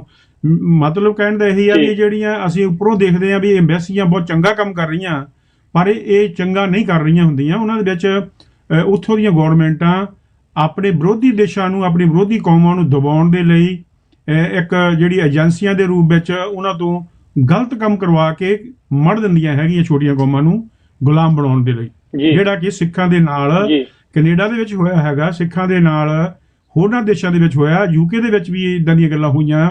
ਭਾਈ ਖੰਡੇ ਦਾ ਕਤਲ ਹੋਇਆ ਹੈਗਾ ਅਤੇ ਭਾਈ ਪੰਨੂ ਦਾ ਉੱਥੇ ਕਤਲ ਕਰਨ ਦੀ ਕੋਸ਼ਿਸ਼ ਕੀਤੀ ਗਈ ਹੈ ਅਮਰੀਕਾ ਦੇ ਵਿੱਚ, ਤੇ ਗੁਆਂਢੀ ਦੇਸ਼ ਪਾਕਿਸਤਾਨ ਦੇ ਵਿੱਚ ਭਾਈ ਪੰਜਵਾੜ ਉਹਨਾਂ ਨੂੰ ਸ਼ਹੀਦ ਕੀਤਾ ਗਿਆ ਹੈ। ਸੋ ਇਹ ਗੱਲ ਕਹਿਣ ਦੀ ਗੱਲ ਸਾਨੂੰ ਲੋੜ ਪੈਣੀ ਹੈਗੀ ਆ ਕਿ ਸਾਡੇ ਜਿਹੜੀ ਸਮੁੱਚੇ ਤੌਰ ਤੇ ਜਿਹੜੀ ਸਿੱਖ ਜਾਂ ਪੰਜਾਬੀ ਲੋਕ ਹੈਗੇ ਆ ਵਿਦੇਸ਼ਾਂ ਵਿੱਚ ਵੱਸਦੇ, ਬਹੁਤ ਵੱਡੀ ਗਿਣਤੀ ਦੇ ਵਿੱਚ ਤਕਰੀਬਨ 10 ਮਿਲੀਅਨ ਦੇ ਗੇਟ ਤੇ ਲੋਕ ਵਿਦੇਸ਼ਾਂ ਵਿੱਚ ਵੱਸ ਰਹੇ ਹੈਗੇ ਆ, ਡਾਇਸਪੋਰਾ ਬਹੁਤ ਵੱਡਾ ਹੈਗਾ ਇਹ, ਤੇ ਉਹਨਾਂ ਨੂੰ ਸਾਨੂੰ ਸੁਚੇਤ ਹੋਣ ਦੀ ਲੋੜ ਹੈਗੀ ਆ, ਕਿਉਂਕਿ ਉਹ ਹਮੇਸ਼ਾ ਹੀ ਤੁਹਾਨੂੰ ਜਿੱਥੇ ਵੀ ਜਿਹੜੇ ਦੇਸ਼ ਵਿੱਚ ਬੈਠੇ ਹੈਗੇ ਆ, ਤੁਹਾਨੂੰ ਉਹ ਡਰਾ ਕੇ, ਤੁਹਾਨੂੰ ਉਹ ਲਾਲਚ ਦੇ ਕੇ, ਤੁਹਾਨੂੰ ਉਹ ਕੂਟਨੀਤਿਕ ਤਰੀਕਿਆਂ ਦੇ ਨਾਲ ਆਪਣੇ ਨਾਲ ਰਲਾ ਕੇ ਜਿਹੜੀਆਂ ਸੱਚ ਦੇ ਆਧਾਰ ਤੇ ਮਨੁੱਖੀ ਹੱਕਾਂ ਦੇ ਲਈ ਕੌਮਾਂ ਦੀ ਜਿਹੜੀ ਸੋਵਰਨਟੀ ਆ ਉਹਨਾਂ ਨੂੰ ਕਾਇਮ ਰੱਖਣ ਲਈ, ਜੇ ਸੱਚ ਐਜ਼ ਖਾਲਿਸਤਾਨ ਹੈਗਾ, ਉਹਨਾਂ ਨੂੰ ਦਬਾਉਣ ਦੇ ਲਈ ਉਹ ਆਮ ਲੋਕਾਂ ਦੇ ਵਿੱਚ ਤੇ ਪ੍ਰਭਾਵ ਪਾਉਂਦੇ ਰਹਿੰਦੇ ਆ। ਬਿਜ਼ਨਸਮੈਨਾਂ ਉੱਤੇ ਦਬਾਅ ਪਾਉਂਦੇ ਰਹਿੰਦੇ ਹੈਗੇ ਆ, ਉਹਨੂੰ ਡਰਾਉਂਦੇ ਹੈਗੇ ਆ, ਧਮਕੀਆਂ ਦਿੰਦੇ ਹੈਗੇ ਆ ਆਪਣੇ ਜਿਹੜੇ ਉਹਨਾਂ ਦੇ ਏਜੰਟ ਹੁੰਦੇ ਹੈਗੇ ਆ। ਸੋ ਇਹ ਸਾਨੂੰ ਸੁਚੇਤ ਰਹਿਣ ਦੀ ਲੋੜ ਹੈਗੀ ਆ। ਪਰ ਹੁਣ ਆਪਾਂ ਗੱਲ ਕਰਦੇ ਹੈਗੇ ਆ ਵੀ ਮਾਈ ਵਿਜ਼ਨ ਯੂਅਰ ਫਿਊਚਰ, ਮੇਰੀ ਸੋਚ ਤੁਹਾਡਾ ਭਵਿੱਖ ਜਿਹੜਾ। ਮੈਂ ਇਸ ਤੋਂ ਪਹਿਲਾਂ ਮੈਂ 1 ਮਿੰਟ ਲੈਣਾ ਚਾਹੁੰਦਾ ਇੱਥੇ, ਸੌਰੀ ਤੁਹਾਨੂੰ ਰੋਕ ਕੇ। ਇਹ ਗੱਲ ਹੁਣ ਜਿਹੜੀ ਤੁਸੀਂ ਕੀਤੀ ਆ ਕਿ ਕਿਵੇਂ ਡਿਪਲੋਮੈਟਸ ਤੇ ਜਿਹੜੀਆਂ ਹਰਕਤਾਂ ਕਰਦੇ ਨੇ, ਔਰ ਇਹਦੇ ਵਿੱਚ ਵਜੋਂ 6 ਮੇਨ ਡਿਪਲੋਮੈਟ ਜਿਹੜੇ ਭਾਰਤੀ ਕੌਂਸਲਖਾਨਿਆਂ ਦੇ 6 ਮੁੱਖ ਅਧਿਕਾਰੀ ਆ ਜਿਹੜੇ ਉਹ ਕੈਨੇਡਾ ਚੋਂ ਕਿਕ ਆਫ ਵੀ ਕੀਤੇ ਗਏ ਆ। ਸੋ ਅਸੀਂ ਗੱਲ ਇਹ ਕਰ ਰਹੇ ਹਾਂ ਕਿ ਇਹ ਹੁਣ ਕੋਈ ਲੁਕੀਆਂ ਛਿਪੀਆਂ ਗੱਲਾਂ ਨਹੀਂ ਰਹਿ ਗਈਆਂ ਕਿ ਜਿਹੜੀਆਂ ਐਮਬੈਸੀਆਂ ਦੇ ਕਰਿੰਦੇ ਹੁੰਦੇ ਨੇ ਉਹਨਾਂ ਦਾ ਅਸਲ ਇੱਥੇ ਮੋਟਿਵ ਕੀ ਹੁੰਦਾ, ਪਰ ਇਹ ਆਪਸੀ ਮਿਊਚੁਅਲ ਅੰਡਰਸਟੈਂਡਿੰਗ ਨਾਲ ਹੁੰਦਾ ਸਰਕਾਰਾਂ ਦੀਆਂ ਨਾਲ। ਉਹ ਕਿਵੇਂ ਕਿ ਜਿਵੇਂ ਉਹਨਾਂ ਨੂੰ ਇੰਨਾ ਕੁ ਤਾਂ ਅਖਤਿਆਰ ਹੁੰਦਾ ਕਿ ਤੁਸੀਂ ਆਪਣੇ ਮੁਲਕ ਦੇ ਨਾਲ ਸੰਬੰਧਿਤ ਘਟਨਾਵਾਂ ਦੇ ਉੱਤੇ ਨਿਗਾਹ ਰੱਖ ਸਕਦੇ ਹੋ। ਇੰਨੀ ਕੁ ਅੰਡਰਸਟੈਂਡਿੰਗ ਸਰਕਾਰਾਂ 'ਚ ਹੁੰਦੀ ਆ, ਜਿਵੇਂ ਇਹ ਹਰ ਇੱਕ ਮੁਲਕ ਦੇ ਹੁੰਦੇ, ਜਿਵੇਂ ਰਾਹ ਦੇ ਜਿਹੜੇ ਅਧਿਕਾਰਤ ਡੈਸਕ ਸੀ ਇੱਥੇ ਸਾਰੇ ਮੁਲਕਾਂ ਦੇ ਵਿੱਚ, ਉਹ ਨਜ਼ਰ ਰੱਖ ਸਕਦੇ ਸੀ। ਪਰ ਰੈੱਡ ਲਾਈਨ ਕੀ ਹੁੰਦੀ ਹੈ ਕਿ ਜਦੋਂ ਤੁਸੀਂ ਲੋਕਲ ਸਿਟੀਜ਼ਨਸ ਦੀਆਂ ਜ਼ਿੰਦਗੀਆਂ ਦੇ ਵਿੱਚ ਵੜ ਕੇ ਉਹਨਾਂ ਨੂੰ ਡਰਾਉਣ ਧਮਕਾਉਣ ਦੀ ਕੋਸ਼ਿਸ਼ ਕਰਦੇ ਹੋ। ਇੱਥੇ ਤਾਂ ਗੱਲ ਕਤਲਾਂ ਤੱਕ ਪਹੁੰਚ ਗਈ ਸੀ, ਇੱਥੇ ਡਰਾਉਣ ਧਮਕਾਉਣ ਤੋਂ ਗਾਂ ਗੱਲ ਹਿੱਟ ਕਰਨ ਤੱਕ ਪਹੁੰਚ ਗਈ। ਉਹਨਾਂ ਨੇ ਹਿੱਟ ਕੀਤੇ ਵੀ, ਜਿਹੜਾ ਡਿਊਟੀ ਟੂ ਵਾਰਨ ਨੋਟਿਸ ਹੋਣ ਦੇ ਬਾਵਜੂਦ ਵੀ ਜੇ 5-6 ਕਤਲ ਹੋ ਜਾਂਦੇ ਨੇ ਸਿੱਖਾਂ ਦੇ, ਤੇ ਤੁਸੀਂ ਇਹ ਸੋਚੋ ਵੀ ਜਿਹੜੇ ਹੋਰ ਡਿਊਟੀ ਟੂ ਵਾਰਨ ਵਾਲੇ ਆ ਜਿਨ੍ਹਾਂ ਤੱਕ ਜਿਹੜੀਆਂ ਚੀਜ਼ਾਂ ਇੱਥੋਂ ਦੀਆਂ ਏਜੰਸੀਆਂ ਨੇ ਨਾਕਾਮ ਕੀਤੀਆਂ, ਉਹ ਕਿੰਨੇ ਹੋਣਗੇ। ਇਹ ਸਾਰਾ ਕੁਝ ਪਤਾ ਹੋਣ ਦੇ ਬਾਵਜੂਦ ਵੀ। ਔਰ ਇਹੀ ਕਾਰਨ ਹੈ ਕਿ 5 ਆਈਜ਼ ਕੰਟਰੀ ਜਿਹੜੀਆਂ ਨੇ ਉਹਦੇ 'ਚ ਅਮਰੀਕਾ, ਕੈਨੇਡਾ, ਇੰਗਲੈਂਡ, ਆਪਣਾ ਆਸਟ੍ਰੇਲੀਆ ਤੇ ਨਿਊਜ਼ੀਲੈਂਡ, ਇਹ ਜਿਹੜੀਆਂ 5 ਆਈ ਕੰਟਰੀਆਂ, ਉਹਨਾਂ ਨੇ ਅਧਿਕਾਰਤ ਤੌਰ ਦੇ ਉੱਤੇ ਰਾਹ ਦੇ ਸਾਰੇ ਡੈਸਕ ਜਿਹੜੇ ਨੇ ਇਹਨਾਂ ਮੁਲਕਾਂ ਦੇ ਵਿੱਚ ਉਹ ਬੰਦ ਕਰਤੇ ਵੀ ਤੁਸੀਂ ਇੱਥੋਂ ਆਪਰੇਟ ਨਹੀਂ ਕਰ ਸਕਦੇ। ਜਿਹੜੇ ਤੁਹਾਡੀਆਂ ਜਿਹੜੀਆਂ ਕਾਰਵਾਈਆਂ ਨੇ ਇਹ ਨਾ ਸਿਰਫ ਸਾਡੇ ਸਿਟੀਜ਼ਨਸ ਨੂੰ ਸਿੱਧਾ ਹਰਟ ਕਰ ਰਹੀਆਂ ਨੇ, ਤੁਹਾਡਾ ਟਰਾਂਸਨੈਸ਼ਨਲ ਰਿਪਰੈਸ਼ਨ ਵੀ ਆ, ਤੇ ਤੁਸੀਂ ਸਾਡੇ ਵੋਟਿੰਗ ਸਿਸਟਮ ਦੇ ਵਿੱਚ ਵੀ ਇੱਥੇ ਮਲਗੋਬੇ ਕਰਦੇ ਹੋ। ਸੋ ਜਿਹੜੀ ਗੱਲ ਆ ਉਹ ਰੈੱਡ ਲਾਈਨ ਕ੍ਰਾਸ ਕਰ ਗਈ ਸੀ। ਸੋ ਉਹਦੇ ਕਰਕੇ ਇਹ ਸਾਰੀ ਗੱਲਬਾਤ ਆ ਜਿਹੜੀ ਅਸੀਂ ਕਰ ਰਹੇ ਹਾਂ। ਔਰ ਇਹ ਸਾਡਾ ਸ਼ੱਕ ਹੋਰ ਵੀ, ਇੱਥੇ ਜਿਹੜਾ ਸ਼ੱਕ ਨਹੀਂ, ਸਾਡਾ ਜਿਹੜਾ ਯਕੀਨ ਆ ਉਹਨੂੰ ਹੋਰ ਵੀ ਇਹ ਪੱਕਾ ਕਰਦਾ ਕਿ ਇਹ ਘਿਨਾਉਣਾ ਕਾਰਾ ਜੇ ਅੱਜ ਕੱਲ ਦੀ ਲਾਈਫ ਦੇ ਵਿੱਚ 2025 ਦੇ ਵਿੱਚ ਵੀ ਹਜੇ ਆਹ ਥੋੜੇ ਦਿਨ ਪਹਿਲਾਂ ਸੀਐਸਐਸ ਨੇ ਰਿਪੋਰਟ ਜਿਹੜੀ ਆ ਉਹ ਪੇਸ਼ ਕੀਤੀ ਆ ਕੈਨੇਡੀਅਨ ਪਾਰਲੀਮੈਂਟ ਦੇ ਵਿੱਚ। ਉਹ ਕਹਿੰਦੇ ਹਜੇ ਵੀ ਇਹ ਜਿਹੜੀਆਂ ਹਰਕਤਾਂ ਇੰਡੀਆ ਕਰਨ ਤੋਂ ਬਾਜ ਨਹੀਂ ਆਇਆ, ਉਹ ਹਜੇ ਵੀ ਇਨਵੋਲਵਡ ਨੇ। ਐਕਸਟੋਰਸ਼ਨਸ ਇੱਥੇ ਹੋ ਰਹੇ ਨੇ, ਇੱਥੇ ਕਤਲ ਹੋ ਰਹੇ ਨੇ, ਫਰੋਤੀਆਂ ਮੰਗੀਆਂ ਜਾ ਰਹੀਆਂ, ਲੁੱਟਾਂ ਖੋਹਾਂ ਹੋ ਰਹੀਆਂ। ਇਹ ਸਾਰਾ ਕੁਝ ਜਿਹੜਾ ਅੱਜ ਵੀ ਇੰਡੀਆ ਦੇ ਇਸ਼ਾਰੇ ਤੇ ਹੋ ਰਿਹਾ। ਆ ਥੋੜੇ ਦਿਨ ਪਹਿਲਾਂ ਦੀ ਗੱਲ ਆ, G7 ਤੋਂ ਜਿੱਦਣ ਮੋਦੀ ਨੇ ਜਾਣਾ ਸੀ ਉਸੇ ਦਿਨ ਇਹ ਰਿਪੋਰਟ ਆ ਜਿਹੜੀ ਪੇਸ਼ ਕੀਤੀ ਗਈ ਆ। ਸੋ ਇਸ ਕਰਕੇ ਅਸੀਂ ਇਹ ਗੱਲਬਾਤ ਆ ਜਿਹੜੀ ਕਰ ਰਹੇ ਹਾਂ। ਹਾਂਜੀ, ਹੁਣ ਤੁਸੀਂ ਆਪਣਾ ਕਰੋ ਜੀ ਗੱਲ ਮੁੱਦੇ ਤੇ।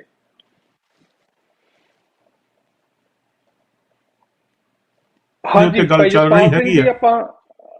ਹਾਂਜੀ, ਜੇ ਆਪਾਂ ਉਸ ਨੂੰ ਸਾਰੇ ਕੁਝ ਨੂੰ ਦੇਖੀਏ ਤਾਂ ਇਹ ਸਾਰਾ ਕੁਝ ਜੋ ਹੈਗਾ ਆ ਇਹ ਛੋਟੀਆਂ ਕੌਮਾਂ ਨੂੰ ਮਾਰਨ ਦੇ ਲਈ ਅਤੇ ਆਪਣੀ ਜਿਹੜੀ ਹੈਗੀ ਆ ਤਾਕਤ ਨੂੰ ਦਿਖਾਉਣ ਦੇ ਲਈ ਆਪਣਾ ਲਾਲਚ ਵਧਾਉਣ ਦੇ ਲਈ, ਟ੍ਰੇਡ ਨੂੰ ਵਧੀਆ ਕਰਨ ਦੇ ਲਈ, ਆਪੋ ਆਪਣੀ ਟ੍ਰੇਡ ਨੂੰ ਵਧੀਆ ਕਰਨ ਦੇ ਲਈ ਇਹ ਸਾਰਾ ਕੁਝ ਚੱਲ ਰਿਹਾ ਹੈਗਾ। ਪਰ ਜਿਹੜੀ ਸਾਡੀ ਖਾਲਿਸਤਾਨ ਸਰਬੱਤ ਦੇ ਭਲੇ ਦੀ ਸੋਚ ਵਾਲਾ ਜਿਹੜਾ ਦੇਸ਼ ਦੀ ਆਪਾਂ ਗੱਲ ਕਰ ਰਹੇ ਹੈਗੇ ਆ, ਜਿਹੜੀ ਕਿ ਇਸ ਵੇਲੇ ਦੁਨੀਆ ਦੇ ਵਿੱਚ ਪ੍ਰੂਵ ਵੀ ਹੋ ਚੁੱਕੀ ਹੈਗੀ ਆ ਵੀ ਜਿਹੜਾ ਜਿਹੜੀ ਸਿੱਖ ਕੌਮ ਹੈਗੀ ਆ, ਜਿਹੜਾ ਇਹਦਾ ਸਿਧਾਂਤ ਸਭੇ ਸਾਂਝੀਵਾਲਤਾ ਦਾ ਸਰਬੱਤ ਦੇ ਭਲੇ ਦਾ ਸਿਧਾਂਤ ਹੈਗਾ ਆ, ਉਹ ਦੁਨੀਆ ਦੇ ਭਲੇ ਲਈ ਹੈਗਾ ਆ, ਨਾ ਕਿ ਇਕੱਲੀ ਇੱਕ ਕੌਮ ਇੱਕ ਖਿੱਤੇ ਦੇ ਲਈ ਹੈਗਾ ਆ, ਨਾ ਕਿ ਇਕੱਲੇ ਪੰਜਾਬ ਲਈ ਹੈਗਾ। ਮੇਰਾ ਕਹਿਣ ਦਾ ਮਤਲਬ ਸੋ ਹੁਣ ਜਿਹੜੀਆਂ 5I ਆ ਜਾਂ ਵੈਸਟਰਨ ਵਰਲਡ ਹੈਗਾ ਆ, ਜਿਹੜਾ ਇੱਕ ਸੁਲਝਿਆ ਹੋਇਆ ਸਮਾਜ ਹੈਗਾ, ਇੱਕ ਕਾਫੀ ਹੱਦ ਤੱਕ ਜਿਹਦੇ ਵਿੱਚ ਇਮਾਨਦਾਰੀ ਵੀ ਹੈਗੀ ਆ।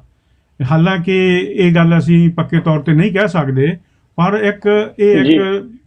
ਇਹ ਇੱਕ ਗੱਲ ਬਣ ਚੁੱਕੀ ਹੈਗੀ ਹੈ। ਇੱਕ ਗੱਲ ਸਾਨੂੰ ਮੰਨ ਲੈਣੀ ਚਾਹੀਦੀ ਹੈਗੀ ਆ ਵੀ ਜਿਹੜੇ ਸਾਊਥ ਏਸ਼ੀਆ ਦੇ ਦੇਸ਼ ਹੈਗੇ ਆ ਜਾਂ ਏਸ਼ੀਅਨ ਮਿਡਲ ਈਸਟ ਦੇ ਦੇਸ਼ ਹੈਗੇ ਆ, ਉਹਨਾਂ ਦੇਸ਼ਾਂ ਨਾਲੋਂ ਵੈਸਟਰਨ ਕੰਟਰੀਆਂ ਜਿਹੜੀਆਂ ਹੈਗੀਆਂ ਆ, ਉਹ ਸਾਡੀ ਫਿਲਾਸਫੀ ਨੂੰ ਸਮਝ ਗਈਆਂ ਹੈਗੀਆਂ ਆ। 5I ਦੀ ਤੁਸੀਂ ਗੱਲ ਕੀਤੀ ਹੈਗੀ ਆ, 5I ਨੇ ਹੀ ਇਹ ਭਾਈ ਨਿੱਜਰ ਦੀ ਸ਼ਹੀਦੀ ਤੋਂ ਬਾਅਦ ਜਿਹੜੀ CSIS ਤੁਹਾਡਾ ਕੈਨੇਡੀਅਨ ਏਜੰਸੀਆਂ ਜਿਹੜੀ ਹੈਗੀ ਆ ਆਰਗੇਨਾਈਜੇਸ਼ਨ ਹੈਗੀ ਆ, ਉਹਨਾਂ ਨੇ ਸਾਰਾ ਪ੍ਰੂਵ ਕਰ ਦਿੱਤਾ ਹੈਗਾ ਵੀ ਭਾਰਤ ਦਾ ਹਾਲੇ ਵੀ ਪਰਛਾਵਾਂ ਸਾਡੇ ਜਿਹੜੀ ਲੋਕਲ ਰਾਜਨੀਤੀ ਉਹਦੇ ਵਿੱਚ ਪੈ ਰਿਹਾ ਹੈਗਾ ਤੇ ਸਾਡੇ ਲਈ ਬਹੁਤ ਵੱਡਾ ਖਤਰਾ ਹੈਗਾ ਆ। ਹੁਣ ਆਪਾਂ ਗੱਲ ਕਰਦੇ ਆ ਕਿ ਮਾਈ ਵਿਜ਼ਨ ਯੂਅਰ ਫਿਊਚਰ ਦੀ ਗੱਲ, ਕਿਉਂਕਿ ਖਾਲਸਾ ਪੰਥ ਗੁਰਮਤ ਗਾੜੀ ਰਾਹ ਵਾਲਾ ਜਿਹੜਾ ਬੇਗਮਪੁਰਾ ਖਾਲਸਾ ਰਾਜ ਹੈਗਾ ਆ, ਉਹ ਇੱਕ ਇਹੋ ਜਿਹਾ ਸਮਾਜ ਉਸ ਦੇਸ਼ ਦੇ ਵਿੱਚ ਪੈਦਾ ਕਰਨਾ ਚਾਹੁੰਦਾ ਹੈਗਾ ਜਿਹਦੇ ਵਿੱਚ ਸੇਵਾ ਭਾਵਨਾ ਹੋਵੇ, ਦਿਆਲਤਾ ਹੋਵੇ, ਨਾਮ ਸਿਮਰਨ ਹੋਵੇ, ਇਮਾਨਦਾਰੀ ਹੋਵੇ, ਕਿਰਤ ਕਰੋ ਵੰਡ ਛਕੋ ਅਤੇ ਨਾਮ ਜਪੋ ਦਾ ਜਿਹੜਾ ਦੇ ਵਿੱਚ ਸਿਧਾਂਤ ਹੋਊਗਾ, ਤਾਂ ਉਹ ਨੈਚੁਰਲੀ ਵੀ ਜਿਹੜਾ ਉਹ ਲਾਲਚੀ ਨਹੀਂ ਹੋਊਗਾ, ਉਹ ਕਦੇ ਵੀ ਕਿਸੇ ਨਾਲ ਜ਼ਿਆਦਤੀ ਨਹੀਂ ਕਰੂਗਾ।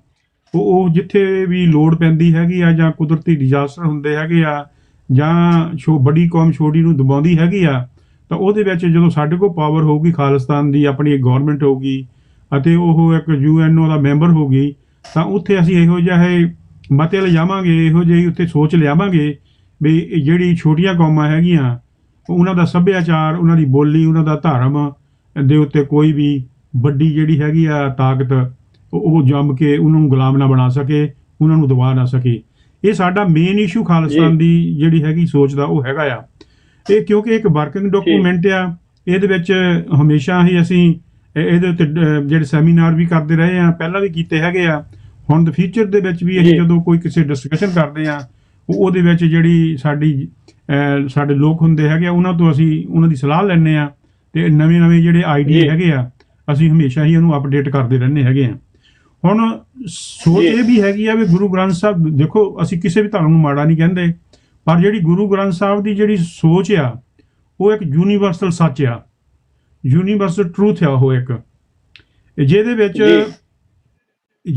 ਅਸੀਂ ਜਿਹਦੇ ਰਾਹੀਂ ਅਸੀਂ ਜਾਂ ਉਹਨੂੰ ਅਸੀਂ ਇਸ ਦੁਨੀਆ ਦੇ ਵਿੱਚ ਦਰਸਾਉਣਾ ਚਾਹੁੰਦੇ ਹੈਗੇ ਆ ਕਿ ਜੇ ਤੁਸੀਂ ਦੁਨੀਆ ਦੇ ਵਿੱਚ ਸ਼ਾਂਤੀ ਰੱਖਣਾ ਚਾਹੁੰਦੇ ਹੈਗੇ ਆ, ਜੇ ਤੁਸੀਂ ਦੁਨੀਆ ਦੇ ਵਿੱਚ ਤਰੱਕੀ ਦੇਖਣੀ ਚਾਹੁੰਦੇ ਹੈਗੇ ਆ, ਜੇ ਤੁਸੀਂ ਖੁਸ਼ਹਾਲੀ ਦੇਖਣਾ ਚਾਹੁੰਦੇ ਹੈਗੇ ਆ, ਜੇ ਤੁਸੀਂ ਸਾਰੀ ਦੁਨੀਆ ਦੇ ਵਿੱਚ ਇੱਕ ਇਹੋ ਜਿਹਾ ਬੇਗਮਪੁਰਾ ਵਾਲਾ ਰਾਜ ਲਿਆਉਣਾ ਚਾਹੁੰਦੇ ਹੈਗੇ ਆ, ਤਾਂ ਤੁਹਾਨੂੰ ਜ਼ਰੂਰੀ ਹੈਗਾ ਕਿ ਤੁਸੀਂ ਆਪਸ ਵਿੱਚ ਹੀ ਜਿਹੜੇ ਭਾਈਚਾਰੇ ਹੁੰਦੇ ਆ ਉਹਨਾਂ ਨਾਲ ਬੈਠ ਕੇ ਕਿਸੇ ਨੂੰ ਮਾੜਾ ਨਾ ਕਹੋ, ਕਿਸੇ ਉੱਤੇ ਹਮਲਾ ਨਾ ਕਰੋ, ਕਿਸੇ ਦਾ ਨੁਕਸਾਨ ਨਾ ਕਰੋ। ਜਿਸ ਦੇਸ਼ ਵਿੱਚ ਵੀ ਤੁਸੀਂ ਰਹਿੰਦੇ ਹੈਗੇ ਆ, ਉਸ ਦੇਸ਼ ਦੇ ਜਿਹੜਾ ਲੋ ਐਂਡ ਆਰਡਰ ਆ ਉਹਨੂੰ ਤੁਸੀਂ ਕਾਇਮ ਰੱਖੋ, ਅਤੇ ਸੱਚ ਦੇ ਆਧਾਰ ਦੇ ਉੱਤੇ ਜੇ ਤੁਹਾਡੇ ਕੋਲ ਸਾਹਮਣੇ ਗੱਲ ਹੁੰਦੀ ਹੈਗੀ ਆ, ਤਾਂ ਜੇ ਤੁਸੀਂ ਉਹਦੇ ਵਿਟਨੈਸ ਹੈਗੇ ਆ, ਤੁਸੀਂ ਸੱਚੀ ਗੱਲ ਜਿਹੜੀ ਹੈਗੀ ਆ ਮੌਕੇ ਦੀ ਜਿਹੜਾ ਹੈਗਾ ਆ ਲੋ ਹੈਗਾ ਆ ਉੱਥੇ ਦੀ ਪੁਲਿਸ ਇਨਫੋਰਸਮੈਂਟ ਹੈਗੀ ਆ, ਤਾਂ ਉਹਨਾਂ ਨੂੰ ਆਪਣੇ ਬਿਆਨ ਦੇ ਕੇ ਉਸ ਸੱਚ ਨੂੰ ਮੋਹਰੇ ਲਿਆਵੋ, ਤਾਂ ਕਿ ਜਿਹੜੇ ਨਜਾਇਜ਼ ਕਤਲ ਹੋ ਰਹੇ ਆ, ਨਜਾਇਜ਼ ਫਰੌਤੀਆਂ ਹੋ ਰਹੀਆਂ ਹੈਗੀਆਂ, ਕਿਸੇ ਨਾਲ ਧੱਕਾ ਹੋ ਰਿਹਾ ਹੈਗਾ, ਉਹਨਾਂ ਨੂੰ ਤੁਸੀਂ ਰੋਕਿਆ ਜਾ ਸਕੇ ਲੋ ਦੇ ਨਾਲ। ਸੋ ਇਹ ਇੱਕ ਜਿਹੜੀ ਸਾਡੀ ਸੋਚ ਹੈਗੀ ਆ ਉਹ ਸਰਬੱਤ ਦੇ ਭਲੇ ਦੀ ਸੋਚ ਹੈਗੀ ਆ, ਉਹਦੇ ਥਰੂ ਅਸੀਂ ਜਾਣਾ ਚਾਹੁੰਦੇ ਹਾਂ। ਦੂਜੀ ਗੱਲ, ਅਸੀਂ ਕਿਉਂ ਖਾਲਿਸਤਾਨ ਮੰਗਦੇ ਹੈਗੇ ਆ, ਕਿਉਂਕਿ ਸਾਨੂੰ ਇਸ ਚੀਜ਼ ਦਾ ਬਹੁਤ ਵੱਡਾ ਡਰ ਪੈਦਾ ਹੋ ਗਿਆ ਹੈਗਾ 47 ਤੋਂ ਹੀ ਲੈ ਕੇ ਜੋ ਪੰਜਾਬ ਦੇ ਵਿੱਚ ਹੋਇਆ ਹੈਗਾ। ਜੇ ਅਸੀਂ ਦੇਖੀਏ ਤਾਂ 1948 ਦੇ ਵਿੱਚ ਹੀ ਉਹਨਾਂ ਨੇ ਇੱਕ ਜਰਾਮ ਪੇਸ਼ਾ ਕੌਮ ਦਾ ਖਿਤਾਬ ਦੇ ਦਿੱਤਾ ਜਦੋਂ ਉਹਨਾਂ ਕੋਲ ਤਾਕਤ ਆਈ। 1955 ਦੇ ਵਿੱਚ ਪੰਜਾਬੀ ਸੂਬੇ ਦੇ ਮੋਰਚੇ ਦੇ ਵੇਲੇ ਹਰਿਮੰਦਰ ਸਾਹਿਬ ਦੇ ਉੱਤੇ ਅਟੈਕ ਕੀਤਾ ਗਿਆ। ਫਿਰ ਪੰਜਾਬੀ ਸੂਬੇ ਪੰਜਾਬੀ ਪੰਜਾਬੀ ਸੂਬੇ ਨੂੰ ਬਣਾਉਣ ਦੇ ਲਈ ਕਿੰਨੀਆਂ ਕੁਰਬਾਨੀਆਂ ਦਿੱਤੀਆਂ ਗਈਆਂ। 1978 ਦਾ ਸਾਕਾ ਹੋ ਜੀ ਗਿਆ, ਤੇ ਫਿਰ 1984 ਦਾ ਸਭ ਤੋਂ ਵੱਡਾ ਜਿਹੜਾ ਘੱਲੂਘਾਰਾ ਸੀਗਾ ਉਹ ਵਾਪਰਿਆ ਹੈਗਾ। ਤੇ ਜੇ ਅਸੀਂ ਮੁੜ ਕੇ ਇਹਨਾਂ ਜੀ ਗੱਲਾਂ ਨੂੰ ਰੋਕਣਾ ਚਾਹੁੰਦੇ ਹੈਗੇ ਆ ਤਾਂ ਸਾਨੂੰ ਜ਼ਰੂਰ ਹੈਗਾ ਕਿ ਅਸੀਂ ਆਪਣੀ ਜਿਹੜੀ ਸੋਵਰਨਟੀ ਹੈਗੀ ਆ, ਜਿਹੜੀ ਸਾਡੇ ਕੋਲ, ਜਿੱਦਾਂ ਰਤਨ ਸਿੰਘ ਭੰਗੂ ਜੀ ਕਹਿੰਦੇ ਹੈਗੇ ਆ ਵੀ ਹਮ ਰੱਖਤੇ ਪਾਤਸ਼ਾਹੀ ਦਾਵਾ, ਜੇ ਅਸੀਂ ਇਸ ਜੀ ਚੀਜ਼ ਨੂੰ ਇਕੱਲੇ ਕਿਤਾਬਾਂ ਵਿੱਚ ਹੀ ਰੱਖਣਾ ਹੈਗਾ ਫਿਰ ਤਾਂ ਅਸੀਂ ਕੁਝ ਨਹੀਂ ਕਰ ਸਕਦੇ, ਕਿਉਂਕਿ ਕਿਤਾਬਾਂ ਵਿੱਚੋਂ ਵੀ ਅਗਲਿਆਂ ਨੇ ਜੀ ਖਤਮ ਕਰ ਦੇਣਾ ਹੈਗਾ। ਪਰ ਜੇ ਅਸੀਂ ਰੱਖਣਾ ਜੀ ਚਾਹੁੰਦੇ ਹਾਂ ਜੋ ਗੁਰੂ ਗੋਬਿੰਦ ਸਿੰਘ ਮਹਾਰਾਜ ਨੇ ਕਿਹਾ ਸੀ, ਗਰੀਬ ਸਿੱਖਾਂ ਨੂੰ ਦਿਓ ਪਾਤਸ਼ਾਹੀ, ਤਾਂ ਫਿਰ ਸਾਨੂੰ ਜ਼ਰੂਰ ਹੀ ਸਾਡੀ ਅਰਦਾਸ ਦੇ ਵਿੱਚ ਸਾਰਾ ਕੁਝ ਲੁਕਿਆ ਬੈਠਾ ਹੈਗਾ। ਅਸੀਂ ਰੋਜ਼ਾਨਾ 2 ਵਾਰਾਂ ਜੀ ਸਵੇਰ ਤਕਾਲਾਂ ਨੂੰ, ਚਾਹੇ ਅਸੀਂ ਇੰਡੀਵਿਜੂਅਲ ਤੌਰ ਦੇ ਉੱਤੇ ਆਪਣਾ ਨਿਤਨੇਮ ਕਰਕੇ ਅਰਦਾਸ ਕਰਦੇ ਹਾਂ, ਚਾਹੇ ਅਸੀਂ ਗੁਰਦੁਆਰਿਆਂ ਦੇ ਵਿੱਚ ਕਰਦੇ ਹੈਗੇ ਵੱਡੇ ਇਕੱਠਾਂ ਵਿੱਚ, ਸਾਡੀ ਅਰਦਾਸ ਹੀ ਸਾਡੇ ਗੁਰੂ ਦੀ ਸ਼ਰਧਾ ਲਈ, ਸਾਡੇ ਇਤਿਹਾਸ ਨੂੰ ਦੁਹਰਾਉਣ ਲਈ, ਸਾਡਾ ਫਿਊਚਰ ਜਿਹੜਾ ਬਣਾਉਣ ਦੇ ਲਈ ਰਾਜ ਕਰੇ ਖਾਲਸਾ ਦਾ ਦੋਹਰਾ ਹੀ ਪੜ੍ਹਦੇ ਹੈਗੇ ਆ। ਉਹ ਸਾਨੂੰ ਉਹਦੇ ਉੱਤੇ ਜੀ ਅਮਲ ਕਰਨ ਦੀ ਲੋੜ ਹੈਗੀ ਆ। ਹੁਣ ਖਾਲਸਾ ਪੰਥ ਦੇ ਜਿਹੜੇ ਮੂਲ ਸ਼ਬਦ ਹੈਗੇ ਆ, ਜਿੱਦਾਂ ਉਹ ਡਾਕੂਮੈਂਟ ਦੇ ਵਿੱਚ ਮੈਂ ਲਿਆਂਦੇ ਹੈਗੇ ਆ, ਜਿਹੜੇ ਸਾਡੇ ਮੂਲ ਜੀ ਸ਼ਬਦ ਹੈਗੇ ਆ, ਖਾਲਸਾ ਪਹਿਲੀ ਗੱਲ ਹੈਗੀ ਆ ਗੁਰੂ ਸਾਹਿਬ ਵੱਲੋਂ ਵਰਤਿਆ ਗਿਆ ਸ਼ਬਦ ਆ, ਹਾਂਜੀ, ਖੰਡਾ ਜੀ ਆ, ਫਤਿਹ ਆ, ਸ਼ਹੀਦੀ ਆ, ਮੀਰੀ ਪੀਰੀ ਆ, ਇੱਥੋਂ ਤੱਕ ਕਿ ਵਾਹਿਗੁਰੂ ਜੀ ਕਾ ਖਾਲਸਾ ਵਾਹਿਗੁਰੂ ਜੀ ਕੀ ਫਤਿਹ ਦਾ ਜਿਹੜਾ ਨਾਅਰਾ ਹੈਗਾ ਸਾਡਾ ਕੌਮੀ ਨਾਅਰਾ, ਇਹ ਵੀ ਨਾ ਜੀ ਤਾਂ ਭਾਰਤੀ ਤੇ ਨਾ ਹੀ ਪੰਜਾਬੀ ਸੱਭਿਆਚਾਰ ਦੇ ਸ਼ਬਦ ਹੈਗੇ ਆ। ਇਹ ਸਾਰੇ ਦੇ ਸਾਰੇ ਸ਼ਬਦ ਜੀ ਜਿਹੜੇ ਹੈਗੇ ਫਾਰਸੀ ਅਤੇ ਅਰਬੀ ਦੇ ਸ਼ਬਦ ਹੈਗੇ ਆ, ਮੋਸਟਲੀ ਫਾਰਸੀ ਦੇ ਸ਼ਬਦ ਹੈਗੇ ਜੀ ਆ। ਤੇ ਦੂਜੇ ਪਾਸੇ ਜੀ ਜੇ ਆਪਾਂ ਦੇਖੀਏ ਤਾਂ ਗੁਰੂ ਗ੍ਰੰਥ ਸਾਹਿਬ ਦੇ ਵਿੱਚ 15 ਭਗਤ, 11 ਭੱਟ, 6 ਗੁਰੂ ਸਾਹਿਬਾਨ, 3 ਗੁਰਸਿੱਖਾਂ ਦੀ ਜਿਹੜੀ ਬਾਣੀ ਦਰਜ ਹੈਗੀ ਆ। ਸੋ ਇਹ ਸਾਨੂੰ ਦੱਸਦੀ ਹੈ ਕਿ ਅਸੀਂ ਵੱਖ-ਵੱਖ ਸਮਾਜਾਂ ਨੂੰ ਪਰੇ ਨਹੀਂ ਕਰ ਰਹੇ ਹੈਗੇ, ਅਸੀਂ ਵੱਖ-ਵੱਖ ਸਮਾਜਾਂ ਜੀ ਨੂੰ ਨੇੜੇ ਲਿਆਉਣੇ ਹੈਗੇ ਆ, ਤਾਂ ਕਿ ਅਸੀਂ ਉਸ ਵਿੱਚ ਸਾਂਝੀ ਬਾਲਤਾ ਜਿਹੜੀ ਅਸੀਂ ਕਹਿੰਦੇ ਆ ਉਹ ਅਸੀਂ ਉਹ ਲੋਕਾਂ ਨੂੰ ਵੀ ਦੱਸ ਸਕੀਏ, ਲੋਕ ਵੀ ਗੁਰੂ ਗ੍ਰੰਥ ਸਾਹਿਬ ਜੀ ਤੋਂ ਇਹ ਸਿੱਖਿਆ ਲੈ ਸਕਣ। ਤਦ ਹੀ ਸਾਡੀ ਜਿਹੜੀ ਹੈਗੀ ਆ, ਜਿਹੜੀ ਸਾਡੀ ਵੱਖਰਾਪਨ ਹੈਗਾ, ਨਿਆਰਾਪਨ ਸਾਡਾ ਹੈਗਾ, ਉਹ ਦੁਨੀਆ ਦੇ ਸਾਹਮਣੇ ਜੀ ਆਊਗਾ। ਹੁਣ ਜਿਹੜੀ ਬਹੁਤੇ ਜਿਹੜੇ ਸਿਆਣੇ ਸਮਝਦਾਰ ਲੋਕ ਹੈਗੇ ਆ ਉਹ ਇਸ ਚੀਜ਼ ਨੂੰ ਅੰਡਰਸਟੈਂਡ ਕਰ ਰਹੇ ਹੈਗੇ ਆ, ਪਰ ਜਿਹੜੀ ਸਾਡੇ ਜੀ ਵਿਰੋਧੀ ਹੁੰਦੇ ਆ ਜਾਂ ਜਿਹੜੇ ਇਸ ਚੀਜ਼ ਨੂੰ ਦਬਾਉਣਾ ਚਾਹੁੰਦੇ ਹੈਗੇ ਆ, ਜਿਨ੍ਹਾਂ ਨੇ ਇੱਕ ਇਹੋ ਜਿਹਾ ਸਾਡੇ ਤੇ ਇੱਕ ਇਹੋ ਜਿਹਾ ਪ੍ਰਭਾਵ ਪਾਇਆ ਹੋਇਆ ਹੈਗਾ ਵੀ ਇਹ ਇੱਕ ਸਾਨੂੰ ਉਹ ਦੁਨੀਆ ਸਾਹਮਣੇ ਅੱਤਵਾਦੀ ਕਹਿ ਕੇ ਦੱਸਣਾ ਚਾਹੁੰਦੇ ਹੈਗੇ ਆ, ਸਾਡੀ ਐਕਸਟ੍ਰੀਮਿਸਟ ਸ਼ਬਦ ਜੀ ਸਾਡੇ ਲਈ ਵਰਤਦੇ ਹੈਗੇ ਆ। ਅਸੀਂ ਵੱਖਵਾਦੀ ਤਾਂ ਹੈਗੇ ਆ, ਅਸੀਂ ਵੱਖਵਾਦੀ ਤਾਂ ਹੈਗੇ ਆ ਕਿਉਂਕਿ ਜੀ ਅਸੀਂ ਜੁਦਾ ਦੇਸ਼ ਭਾਰਤ ਨਾਲੋਂ ਚਾਹੁੰਦੇ ਹੈਗੇ ਆ, ਇਹਦੇ ਵਿੱਚ ਕੋਈ ਸ਼ੱਕ ਨਹੀਂ ਹੈਗੀ। ਜੀ ਜੇ ਅਸੀਂ ਵੱਖਵਾਦੀ ਨਹੀਂ ਹੈ ਤਾਂ ਖਾਲਿਸਤਾਨ ਨਹੀਂ ਬਣ ਸਕਦਾ। ਸੋ ਅਸੀਂ ਇਹ ਚਾਹੁੰਦੇ ਹੈਗੇ ਆ ਜੀ ਵੀ ਜਿਹੜੇ ਅਸੀਂ ਲੋਕਾਂ ਨੂੰ ਦੱਸਣਾ ਚਾਹੁੰਦੇ ਹਾਂ ਕਿ ਅਸੀਂ ਵੱਖਵਾਦੀ ਕਿਉਂ ਆ। ਸਿਧਾਂਤਕ ਤੌਰ ਤੇ ਵੀ ਅਸੀਂ ਵੱਖ ਆ, ਜੀ ਸਾਡੀ ਸੋਚ ਵੀ ਸਾਡੀ ਵੱਖ ਹੋ ਗਈ ਆ। ਹੁਣ ਅਸੀਂ ਜਦੋਂ ਸਾਡਾ ਖਾਲਿਸਤਾਨ ਬਣ ਜਾਊਗਾ ਫਿਰ 100 ਜਾਂ 195 ਦੇਸ਼ ਜਿੱਦਾਂ ਹੁਣ ਹੈਗੇ ਆ, ਜਾਂ 2200 ਦੇਸ਼, ਜਿੰਨੇ ਵੀ ਉਹ ਦੇਸ਼ ਬਣਨਗੇ ਉਹਨਾਂ ਵਿੱਚ ਸਾਡੀਆਂ ਵੈਸੀਆਂ ਜੀ ਹੋਣਗੀਆਂ, ਅਤੇ ਅਸੀਂ ਉੱਥੇ ਇਹ ਜਿਹੜੇ ਸਾਡੀ ਸੋਚ ਹੈਗੀ ਆ ਅਸੀਂ ਉੱਥੇ ਉਹ ਲਿਜਾਵਾਂਗੇ। ਜਿੱਦਾਂ ਪਹਿਲਾਂ UN ਦੀ ਆਪਾਂ ਗੱਲ ਕੀਤੀ ਆ, ਜਾਂ ਜਿਹੜਾ ਦੁਨਿਆਵੀ ਕੌਮਾਂਤਰੀ ਇੱਕ ਕੋਈ ਆਰਗੇਨਾਈਜੇਸ਼ਨ ਹੋਗੀ ਮੌਕੇ ਦੀ, ਅਸੀਂ ਉਹਦੇ ਵਿੱਚ ਬੈਠ ਕੇ ਆਪਣਾ ਜਿਹੜਾ ਸਿਧਾਂਤ ਆ ਉਹ ਪੇਸ਼ ਕਰਾਂਗੇ ਅਤੇ ਦੁਨੀਆ ਨੂੰ ਦੱਸ ਸਕਾਂਗੇ ਕਿ ਜੋ ਦੁਨੀਆ ਦੇ ਵਿੱਚ ਅਤਿਆਚਾਰ ਹੋ ਰਹੇ ਹੈਗੇ ਆ, ਅਸੀਂ ਉਹਨਾਂ ਨੂੰ ਕਿੱਦਾਂ ਰੋਕ ਕੇ ਆਪਣੀ ਇਹ ਜਿਹੜੀ એનર્ਜੀ ਹੈਗੀ ਆ ਉਹਨੂੰ ਅਸੀਂ ਤਾਕਤ ਦੇ ਰੂਪ ਵਿੱਚ ਖੁਸ਼ਹਾਲੀ ਅਤੇ ਸ਼ਾਂਤੀ ਦੇ ਰੂਪ ਵਿੱਚ ਵਰਤ ਸਕਦੇ ਹੈਗੇ ਆ। ਤੇ ਜੇ ਆਪਾਂ ਹੁਣ ਜੀ ਹੋਰ ਗਾਹਾਂ ਬਿਲਕੁਲ। ਚੱਲੀਏ, ਹਾਂ ਨਹੀਂ, ਉਸ ਤੋਂ ਪਹਿਲਾਂ ਹਾਂਜੀ, ਮੈਂ ਨਾ ਜਿਹੜੀ ਆ ਇੱਥੇ ਜ਼ਰੂਰ ਥੋੜੀ ਜਿਹੀ ਗੱਲ ਐਡ ਕਰਨੀ ਚਾਹੂੰਗਾ। ਤੇ ਉਹ ਕਹਿੰਦੇ ਨੇ ਆਪਣਾ ਜੰਗ ਹਿੰਦ ਪੰਜਾਬ ਦਾ ਹੋਣ ਲੱਗਾ, ਦੋਵੇਂ ਪਾਤਸ਼ਾਹੀ ਫੌਜਾਂ ਭਾਰੀਆਂ ਨੇ, ਜੇ ਹੋਵੇ ਸਰਕਾਰ ਤਾਂ ਮੁੱਲ ਪਾਵੇ, ਜਿਹੜੀਆਂ ਖਾਲਸੇ ਨੇ ਤੇਗਾਂ ਮਾਰੀਆਂ ਨੇ। ਜਦੋਂ ਅਸੀਂ ਗੱਲ ਹਿੰਦ ਪੰਜਾਬ ਦੀ ਕਰਦੇ ਆ, ਕਈ ਲੋਕ ਹਜੇ ਵੀ ਇਹ ਸਮਝਦੇ ਆ, ਉਹ ਪਤਾ ਨਹੀਂ ਜਾਣਬੁੱਝ ਕੇ ਮਜਲੇ ਹੋਏ ਆ ਜਾਂ ਹਜੇ ਤੱਕ ਪਤਾ ਹੀ ਨਹੀਂ ਸਾਨੂੰ ਲੱਗਾ ਕਿ ਸਾਡੀ ਐਂਟੀਟੀ ਜਿਹੜੀ ਆ ਉਹ ਵੱਖਰੀ ਆ। ਜਦੋਂ ਅਸੀਂ ਗੱਲ, ਹਾਂਜੀ, ਤੁਸੀਂ ਤੁਹਾਡੇ ਇਸ ਡਾਕੂਮੈਂਟ ਦੇ ਵਿੱਚ ਸੱਭਿਅਤਾ ਦਾ ਵੀ ਜਿਹੜਾ ਜ਼ਿਕਰ ਹੈਗਾ ਵੀ ਪੰਜਾਬ ਦੀ ਸੱਭਿਅਤਾ ਕਿੱਥੋਂ ਜਿਹੜੀ ਆ ਉਹ ਕਰਦੀ ਆ। ਵੈਸੇ ਤਾਂ ਜਿਹੜਾ ਇਸ ਗੱਲ 'ਚ ਕੋਈ ਭੁਲੇਖਾ, ਕੋਈ ਸ਼ੱਕ ਨਹੀਂ ਹੈ ਕਿ ਨਾ ਤਾਂ ਇੰਡੀਆ ਕਦੀ ਐਗਜ਼ਿਸਟ ਕੀਤਾ ਇਤਿਹਾਸਕ ਤੌਰ ਤੇ, ਨਾ ਪਾਕਿਸਤਾਨ ਐਗਜ਼ਿਸਟ ਕੀਤਾ। ਇੱਥੇ ਜਿਹੜੀ ਸਭ ਤੋਂ ਵੱਡਾ ਜਿਹੜੀ ਸਲਤਨਤ ਹੁੰਦੀ ਸੀ ਉਹ ਸਿੱਖਾਂ ਦੀ ਹੁੰਦੀ ਸੀ, ਜਿਹੜੀ ਪੰਜਾਬ ਦੇ ਰੂਪ ਦੇ ਵਿੱਚ ਹੁੰਦੀ ਸੀ। ਉਹਦੀਆਂ ਹੱਦਾਂ ਜਿਹੜੀਆਂ ਉਹ ਸਾਨੂੰ ਪਤਾ ਕਿ ਕਿੱਥੇ ਕਿੱਥੇ ਲੱਗਦੀਆਂ ਸੀ, ਸਰੋਤਿਆਂ ਨੂੰ ਵੀ ਪਤਾ, ਸਮਝਦਾਰ ਨੇ, ਬਹੁਤ ਵਾਰੀ ਗੱਲਾਂ ਉਹ ਹੁੰਦੀਆਂ ਵੀ ਨੇ। ਤੇ ਤੁਸੀਂ ਕਿਵੇਂ ਡਿਫਰੈਂਸ਼ੀਏਟ ਕਰਦੇ ਹੋ ਜੇ ਇਹਨੂੰ ਥੋੜਾ ਜਿਹਾ ਸੌਖਾ ਕਰਕੇ, ਇਹ ਜਿਹੜਾ ਸੱਭਿਅਤਾਵਾਂ ਦਾ ਟਕਰਾਅ ਆ ਆਪਸ ਦੇ ਵਿੱਚ, ਜਾਂ ਵਿਲੱਖਣਤਾ ਆ ਇੱਕ ਦੂਜੇ ਨਾਲੋਂ ਵੱਖ ਹੋਣ ਦੀ ਗੱਲ ਆ, ਤੇ ਉਹਨੂੰ ਕਿਵੇਂ ਤੁਸੀਂ ਦੇਖਦੇ ਹੋ ਆਪਣੇ ਵਿਊ ਦੇ ਵਿੱਚ, ਆਪਣੇ ਵਿਜ਼ਨ ਦੇ ਵਿੱਚ ਜੀ? ਦੇਖੋ, ਡਾਕੂਮੈਂਟ ਦੇ ਵਿੱਚ ਆਪਾਂ ਇਹ ਦੱਸਦੇ ਹੈਗੇ ਆ ਬਈ ਜਿਹੜਾ ਪੰਜਾਬ ਅਤੇ ਹਿੰਦੁਸਤਾਨ ਦੋ ਸ਼ਬਦ ਬਣ ਚੁੱਕੇ ਐਸੇ ਹੈ। ਜਿੱਦਾਂ ਤੁਸੀਂ ਕਿਹਾ ਹੈਗਾ ਵੀ ਜੀ ਭਾਰਤ ਕਦੇ ਵੀ ਐਗਜ਼ਿਸਟ ਨਹੀਂ ਸੀ ਹੋਇਆ 47 ਤੋਂ ਪਹਿਲਾਂ, ਜੀ ਅਤੇ ਨਾ ਹੀ ਪਾਕਿਸਤਾਨ ਜੀ ਐਗਜ਼ਿਸਟ ਹੁੰਦਾ ਸੀਗਾ, ਤੇ ਜੇ ਹੁੰਦਾ ਸੀ ਤਾਂ ਸਿਰਫ ਜੀ ਪੰਜਾਬ ਹੁੰਦਾ ਸੀਗਾ। ਪੰਜਾਬ ਦੇ ਵਿੱਚ ਜੀ ਇੱਕ ਸਭ ਤੋਂ ਵੱਡਾ ਦਰਿਆ ਹੈਗਾ ਆ ਸਤਲੁਜ, ਬਹੁਤ ਮਹੱਤਵਪੂਰਨ ਦਰਿਆ ਜੀ ਹੈਗਾ ਆ, ਜਿਹਦੀ ਮੈਂ ਗੱਲ ਇਸ ਡਾਕੂਮੈਂਟ ਦੇ ਵਿੱਚ ਕੀਤੀ ਹੈ ਕਿ ਸਤਲੁਜ ਘਾਟੀ ਦੀ ਸਭਿਅਤਾ, ਜੀ ਸਤਲੁਜ ਦਾ ਜਿਹੜਾ ਪਾਣੀ ਪਵਿੱਤਰ ਹੈਗਾ, ਜਿਹਦੇ ਵਿੱਚ ਸ਼੍ਰੀ ਅਨੰਦਪੁਰ ਸਾਹਿਬ ਦੇ ਵਿੱਚ ਜਦੋਂ ਗੁਰੂ ਗੋਬਿੰਦ ਸਾਹਿਬ ਨੇ ਖਾਲਸਾ ਪ੍ਰਗਟ ਕੀਤਾ, ਜਦੋਂ ਅੰਮ੍ਰਿਤ ਤਿਆਰ ਕੀਤਾ ਹੈਗਾ, ਤਾਂ ਸਤਲੁਜ ਦੇ ਪਾਣੀ ਦਾ ਜਿਹੜਾ ਸਤਲੁਜ ਦਾ ਜਿਹੜਾ ਪਵਿੱਤਰ ਪਾਣੀ ਸੀਗਾ, ਜਲ ਸੀਗਾ, ਉਹਨੂੰ ਲਿਆ ਕੇ ਅੰਮ੍ਰਿਤ ਤਿਆਰ ਕੀਤਾ ਗਿਆ ਸੀਗਾ। ਅਤੇ ਜੇ ਅਸੀਂ ਅੱਜ ਦੇਖੀਏ ਤਾਂ ਅੱਜ ਦੇ ਸਮੁੱਚੇ ਪੰਜਾਬ ਦੇ ਵਿੱਚ ਜਿਹੜਾ ਹੁਣ ਜੇ ਆਪਾਂ ਈਸਟਰਨ ਪੰਜਾਬ ਦੀ ਗੱਲ ਕਰੀਏ, ਉਹਦੇ ਸੈਂਟਰ ਦੇ ਵਿੱਚੋਂ ਸਤਲੁਜ ਦਰਿਆ ਲੰਘ ਰਿਹਾ ਹੈਗਾ ਜੀ। ਤੇ ਇਹ ਜਿਹੜੀ ਸਭਿਅਤਾ ਹੈਗੀ, ਸਾਡੀ ਜਿਹੜੀ ਸਿੱਖ ਸਭਿਅਤਾ ਹੈਗੀ ਆ, ਉਹ ਸਤਲੁਜ ਦਰਿਆ ਦੇ ਦੁਆਲੇ ਘੁੰਮ ਰਹੀ ਆ। ਤੇ ਪੰਜਾਬ ਜੀ ਦਾ ਜਿਹੜਾ ਧਰਾਤਲ ਆ ਤੇ ਭਾਰਤ ਦਾ ਜਿਹੜਾ ਧਰਾਤਲ ਆ, ਜੇ ਅੱਜ ਦੇ ਸੰਦਰਭ ਵਿੱਚ ਦੇਖੀਏ ਤਾਂ ਜੀ ਜਿਹੜੇ ਭਾਰਤ ਦੇ ਦਰਿਆ ਹੈਗੇ, ਪੰਜਾਬ ਭਾਰਤ ਦੀਆਂ ਨਦੀਆਂ ਹੈਗੀਆਂ, ਉਹ ਜਾਂਦੀਆਂ ਹੈਗੀਆਂ ਜੀ ਈਸਟ ਵੱਲ ਨੂੰ, ਉਹ ਜਾ ਕੇ ਵੇ ਆਫ ਜੀ ਬੰਗਾਲ ਦੇ ਵਿੱਚ ਡਿੱਗਦੀਆਂ। ਤੇ ਜਿਹੜੀਆਂ ਜੀ ਪੰਜਾਬ ਦੇ ਦਰਿਆ ਹੈਗੇ ਆ, ਜਿਹੜੇ ਮੇਲ ਪੱਖੀ ਹੈਗੇ ਆ ਦਰਿਆ ਆ, ਉਧਰ ਜੀ ਨਦੀਆਂ ਆ, ਸਾਡੀ ਸਭਿਅਤਾ ਜੀ ਦਾ ਕਿੰਨਾ ਫਰਕ ਪੈ ਜਾਂਦਾ ਹੈਗਾ। ਹੁਣ ਜੀ ਮੈਂ ਇਹ ਉਹਨਾਂ ਨੂੰ ਕ੍ਰਿਟਿਸਾਈਜ਼ ਨਹੀਂ ਕਰਦਾ ਹੈਗਾ, ਪਰ ਹਿੰਦੂ ਧਰਮ ਦੇ ਵਿੱਚ ਮਾਤਾ ਦਾ ਖਿਤਾਬ ਹੈਗਾ, ਉਹ ਮਾਤਾਵਾਂ ਨੂੰ ਮੰਨਦੇ ਹੈਗੇ ਆ, ਜਿਹੜੀ ਉਹਨੇ ਦੇਵੀਆਂ ਹੈਗੀਆਂ।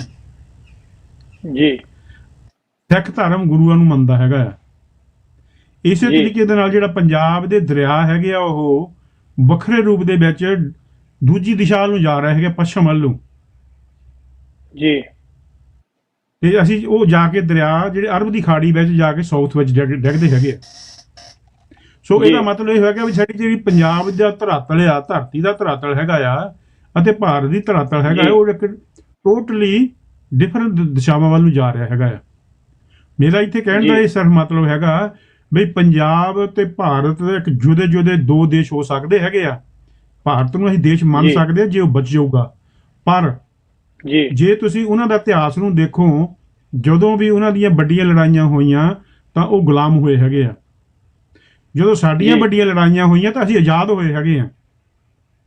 ਜੀ 1757 ਦੇ ਵਿੱਚ ਜਦੋਂ ਈਸਟ ਇੰਡੀਆ ਕੰਪਨੀ ਨੇ ਭਾਰਤ ਦੇ ਵਿੱਚ ਪੈਰ ਉਠਾਏ, ਵਸਾਏ ਹੈਗੇ ਆ, ਤਾਂ ਦੂਜੇ ਪਾਸੇ ਬਾਬਾ ਦੀਪ ਸਿੰਘ ਜੀ ਨੇ ਹਰਮੰਦਰ ਸਾਹਿਬ ਨੂੰ ਆਜ਼ਾਦ ਕਰਵਾ ਕੇ ਮੁਗਲਾਂ ਦਾ ਜਿਹੜਾ ਸੀ ਗੜ੍ਹ ਤੋੜ ਦਿੱਤਾ ਸੀਗਾ। ਉੱਥੋਂ ਸਾਡੀ ਜੀ ਜਿਹੜੀ 1757 ਤੋਂ ਬਾਅਦ ਦੀ ਜਿਹੜੀ ਸਾਡੀ ਆਜ਼ਾਦੀ ਦੀ ਲੜਾਈ ਸੀਗੀ ਅਬਦਾਲੀਆਂ ਮੁਗਲਾਂ ਦੇ ਨਾਲ, ਉਹ ਹੋਰ ਸਟਰੋਂਗ ਹੋਈ ਸੀਗੀ।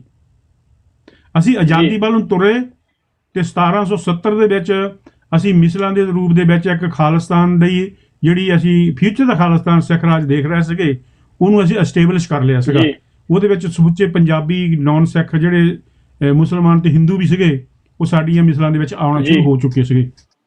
ਸੋ ਮੇਰਾ ਮਤਲਬ ਇਹ ਸਿਰਫ ਜੀ ਕਹਿਣ ਦਾ ਹੈਗਾ, ਡਾਕੂਮੈਂਟ ਦੇ ਥਰੂ ਦੱਸਣ ਦਾ ਸੁਨੇਹਾ ਹੈਗਾ ਬਈ ਪੰਜਾਬ ਅਤੇ ਹਿੰਦੁਸਤਾਨ ਦੋ ਡਿਫਰੈਂਟ ਧਰਾਤਲ ਆ, ਦੋ ਡਿਫਰੈਂਟ ਸਭਿਅਤਾਵਾਂ ਆ, ਜੀ ਕਲਚਰ ਆ, ਤੇ ਸਾਨੂੰ ਇਹਦੇ ਉੱਤੇ ਬਹੁਤ, ਜੇ ਸਾਡੇ ਬਜ਼ੁਰਗਾਂ ਨੇ ਉਹਦੇ ਉੱਤੇ ਕੁਰਬਾਨੀਆਂ ਕੀਤੀਆਂ ਹੈਗੀਆਂ, ਸਾਡੇ ਹੁਣ ਪ੍ਰੈਜ਼ੈਂਟ ਸਮੇਂ ਦੇ ਵਿੱਚ 2 ਲੱਖ ਸਾਡੇ ਸਿੱਖ ਸ਼ਹੀਦ ਹੋਏ ਹੈਗੇ ਆ, ਤਾਂ ਉਹਨਾਂ ਨੇ ਇਹਨਾਂ ਜੀ ਸਭਿਅਤਾ ਨੂੰ ਬਚਾਉਣ ਦੇ ਲਈ, ਆਪਣੀ ਆਜ਼ਾਦੀ ਨੂੰ ਬਚਾਉਣ ਦੇ ਲਈ ਅਤੇ ਗਾਹਾਂ ਦੇਸ਼ ਨੂੰ ਬਣਾਉਣ ਦੇ ਲਈ ਇਹ ਕੁਰਬਾਨੀਆਂ ਦਿੱਤੀਆਂ ਸੀਗੀਆਂ, ਨਾ ਕਿ ਉਹਨਾਂ ਨੇ ਕਿਸੇ ਹੋਰ ਜੀ ਕਾਰਨ ਕਰਕੇ, ਜਾਂ ਕਿਉਂਕਿ ਸਿੱਖ ਕਿਸੇ ਦੀ ਵੀ ਨਫ਼ਰਤ ਨਹੀਂ ਕਰਦਾ, ਸਿੱਖ ਹਿੰਦੂ ਨੂੰ ਨਫ਼ਰਤ ਨਹੀਂ ਕਰਦਾ, ਜੀ ਸਿੱਖ ਮੁਸਲਮਾਨਾਂ ਨੂੰ ਨਫ਼ਰਤ ਨਹੀਂ ਕਰਦਾ। ਅਸੀਂ ਕਿਸੇ ਦੇ ਮਿੱਤਰ ਨਹੀਂ, ਕਿਸੇ ਦੇ ਦੋਸਤ ਨਹੀਂ ਹੈਗੇ। ਅਸੀਂ ਇੱਕ ਜੀ ਸੋਵਰਨ ਹੈਗੇ ਆ, ਜਿਹੋ ਜਿਹਾ ਸਾਡੇ ਨਾਲ ਕੋਈ ਵਰਤੂਗਾ ਉਹੋ ਜਿਹਾ ਹੀ ਵਰਤਾਂਗੇ। ਇਹ ਮੇਰਾ ਡਾਕੂਮੈਂਟ ਕਹਿ ਰਿਹਾ ਹੈਗਾ, ਜੀ ਇਹ ਮੇਰਾ ਸੁਨੇਹਾ ਹੈਗਾ। ਜੀ ਤੇ ਜੇ ਅਗਲੀ ਗੱਲ ਹੈਗੀ ਜਿਹੜੀ ਉਹ ਜੇ ਤੁਸੀਂ ਦੇਖੀ ਹੈਗੀ ਤਾਂ ਮੈਂ ਸ਼ੁਰੂ ਕਰਾਂ, ਨਹੀਂ ਤਾਂ ਤੁਸੀਂ ਮੈਨੂੰ ਦੱਸੋ ਬਈ ਤੁਹਾਡੇ ਕੋਲ ਕੋਈ ਹੈ ਹਾਂ, ਉਹ ਤੋਂ ਕੋਈ ਪਹਿਲਾਂ ਪੁਆਇੰਟ ਕਹਾਂ। ਆਪਾਂ ਹਾਂਜੀ ਉਹ ਜੀ ਉਹ ਤੋਂ ਪਹਿਲਾਂ ਆਪਾਂ ਕੁਝ ਸੁਨੇਹੇ ਨੇ ਜਿਹੜੇ ਆਪਣਾ YouTube ਦੇ ਉੱਤੇ ਜੁੜੇ ਹੋਏ ਨੇ ਵੀਰ ਭੈਣਾਂ, ਉਹਨਾਂ ਦੇ ਆਪਾਂ ਪੜ੍ਹ ਲਈਏ। ਸਭ ਤੋਂ ਪਹਿਲਾਂ ਜੀ ਜੀ ਬਾਜ ਰੰਧਾਵਾ, ਇੱਕੋ ਹੱਲ ਖਾਲਿਸਤਾਨ, ਵੋਟ ਫॉर ਖਾਲਿਸਤਾਨ। ਬਿਲਕੁਲ ਜੀ, ਸਹਿਮਤ ਹਾਂ ਤੁਹਾਡੇ ਨਾਲ। ਅੱਗਿਓਂ ਤਜਿੰਦਰ ਸਿੰਘ ਜੀ ਫਤਿਹ ਬੁਲਾਉਂਦੇ ਨੇ ਜੀ ਖਾਲਿਸਤਾਨ ਤੋਂ। ਵਾਹਿਗੁਰੂ ਜੀ ਕਾ ਖਾਲਸਾ, ਵਾਹਿਗੁਰੂ ਜੀ ਕੀ ਫਤਿਹ। ਖਾਲਸਾ ਵਾਹਿਗੁਰੂ ਜੀ ਹਮਿਊਨਿਟੀ ਕੀ ਫਸਟ ਫਤਿਹ। ਕਹਿੰਦੇ ਨੇ ਜੀ। ਸੋ ਹਮਿਊਨਿਟੀ ਫਸਟ ਕਹਿੰਦੇ ਨੇ ਜੀ, ਰਾਜ ਬਿਨਾ ਨਹੀਂ ਧਰਮ ਚਲੇ ਹੈ, ਧਰਮ ਬਿਨਾ ਸਭ ਦਲੇ ਮਲੇ ਹੈ, ਖਾਲਿਸਤਾਨ ਸਾਡਾ ਹੱਕ। ਜਿੰਦਾਬਾਦ। ਬਿਲਕੁਲ ਜੀ, ਜਿੰਦਾਬਾਦ। ਤੇ ਜੱਸੀ ਮੀਡੀਆ ਇਹ ਕਹਿੰਦੇ ਨੇ ਜੀ, ਵਾਹਿਗੁਰੂ ਜੀ ਕਾ ਖਾਲਸਾ ਵਾਹਿਗੁਰੂ ਜੀ ਕੀ ਫਤਿਹ। ਮੇਰਾ ਹੱਕ ਹੈ ਵਰਲਡ ਓਕੇ, ਮੇਰਾ ਕੁਐਸਚਨ ਹੈ, ਵਰਲਡ ਸਿੱਖ ਪਾਰਲੀਮੈਂਟ ਵਧੀਆ ਕੰਮ ਕਰ ਰਹੀ ਹੈ ਜਾਂ ਸਿੱਖ ਫॉर ਜਸਟਿਸ? ਦੇਖੋ, ਚਾਹੇ ਕੋਈ ਜਥੇਬੰਦੀ, ਚਾਹੇ ਕੋਈ ਇੰਡੀਵਿਜੂਅਲ, ਜਿਹੜਾ ਇੱਕ ਪੈਰ ਵੀ ਪੁੱਟਦਾ ਖਾਲਿਸਤਾਨ ਵੱਲ ਨੂੰ, ਉਹ ਸਾਰੇ ਸਿਰ ਮੱਥੇ ਆ ਤੇ ਸਾਰੇ ਵਧੀਆ ਆ। ਅਸੀਂ ਇਹਦੇ ਵਿੱਚ ਕੋਈ ਡਿਫਰੈਂਸ਼ੀਏਟ ਨਹੀਂ ਕਰਨਾ ਚਾਹੁੰਦੇ ਵੀ ਕੌਣ ਕਿੰਨਾ ਕਰ ਰਿਹਾ। ਹਰੇਕ ਦੀ ਆਪਣੀ ਕੈਪੈਸਿਟੀ ਆ, ਹਰੇਕ ਦਾ ਆਪਣਾ ਨਜ਼ਰੀਆ ਆ, ਹਰ ਇੱਕ ਨੂੰ ਹੱਕ ਆ। ਸੋ ਸਾਨੂੰ ਸਾਥ ਦੇਣਾ ਚਾਹੀਦਾ ਸਾਰਿਆਂ ਦਾ। ਜੇ ਨਹੀਂ ਦੇ ਸਕਦੇ ਤਾਂ ਜਿਹੜੀ ਵੀ ਧਿਰ ਨੂੰ, ਜਥੇਬੰਦੀ ਨੂੰ ਜਾਂ ਕਿਸੇ ਇੰਡੀਵਿਜੂਅਲ ਨੂੰ ਤੁਸੀਂ ਪਸੰਦ ਕਰਦੇ ਹੋ ਕਿ ਉਹ ਵਧੀਆ ਕਰਦਾ, ਤੁਸੀਂ ਉਹਨਾਂ ਦਾ ਸਾਥ ਦੇ ਦਿਓ। ਆਪਾਂ ਕਿਸੇ ਨੂੰ ਜਿਹੜਾ ਹੈ ਨਾ ਉਹ ਡਾਊਨਗ੍ਰੇਡ ਕਰਕੇ ਵੀ ਇਦਾਂ ਨਾ ਸੋਚੀਏ ਵੀ ਸਾਡੀ ਲਕੀਰ ਵੱਡੀ ਹੋ ਜਾਊਗੀ। ਸੋ ਇਹ ਸਾਰਿਆਂ ਲਈ, ਸਾਡੇ ਲਈ ਇੱਕ ਸੁਨੇਹਾ ਵੀ ਆ ਕਿ ਲੜਾਈ ਆ ਜਿਹੜੀ ਨਾ ਉਹ ਰਲ ਕੇ ਜਿੱਤੀ ਜਾਂਦੀ ਹੁੰਦੀ ਆ, ਕੱਲੇ ਕੱਲੇ ਤਾਂ ਖੁਆਰੀਆਂ ਹੀ ਹੁੰਦੀਆਂ। ਸੋ ਇਹ ਤੇ ਜਵਾਬ ਆ ਜੀ। ਜੇ ਤੁਸੀਂ ਕੁਝ ਕਹਿਣਾ ਚਾਹੋ ਜਸਪਾਲ ਸਿੰਘ ਜੀ, ਆਪਾਂ ਅਗਲੇ 1-2 ਮੈਸੇਜ ਪੜ੍ਹ ਦਈਏ। ਹਾਂਜੀ, ਮੈਂ ਇਹ ਸਿਰਫ ਕਹਿਣਾ ਚਾਹੁੰਦਾ ਹੈਗਾ ਆ ਵੀ ਇਸ ਵੇਲੇ 2 ਵੱਡੀਆਂ ਆਰਗੇਨਾਈਜੇਸ਼ਨਾਂ ਜਿਹੜੀਆਂ ਹੈਗੀਆਂ ਅਮਰੀਕਾ ਦੇ ਵਿੱਚ, ਨਾਰਥ ਅਮਰੀਕਾ ਦੇ ਵਿੱਚ ਚੱਲ ਰਹੀਆਂ ਮੇਰੇ ਖਿਆਲ ਦੇ ਵਿੱਚ ਸਭ ਤੋਂ ਜ਼ਿਆਦਾ, ਜਿੱਦਾਂ ਉਹਨਾਂ ਨੇ ਵਰਲਡ ਸਿੱਖ ਪਾਰਲੀਮੈਂਟ ਦੀ ਗੱਲ ਕੀਤੀ ਹੈਗੀ ਆ ਤੇ SFJ ਦੀ ਗੱਲ ਕੀਤੀ ਹੈਗੀ। ਯੂਕੇ ਦੇ ਵਿੱਚ ਵੀ ਸਿੰਘ ਸਾਡੇ ਕੰਮ ਕਰ ਰਹੇ ਹੈਗੇ ਆ। ਪਰ ਗੱਲ ਸਭ ਤੋਂ ਵੱਡੀ ਇਹ ਹੈਗੀ ਵੀ ਦੇਖੋ, ਇਹ ਇੱਕ ਆਜ਼ਾਦੀ ਦੀ ਮੂਵਮੈਂਟ ਨਾ ਤਾਂ ਕਿਸੇ ਘਰ ਦੀ, ਕਿਸੇ ਇੱਕ ਬੰਦੇ ਦੀ, ਕਿਸੇ ਪਰਿਵਾਰ ਦੀ ਹੈਗੀ ਆ।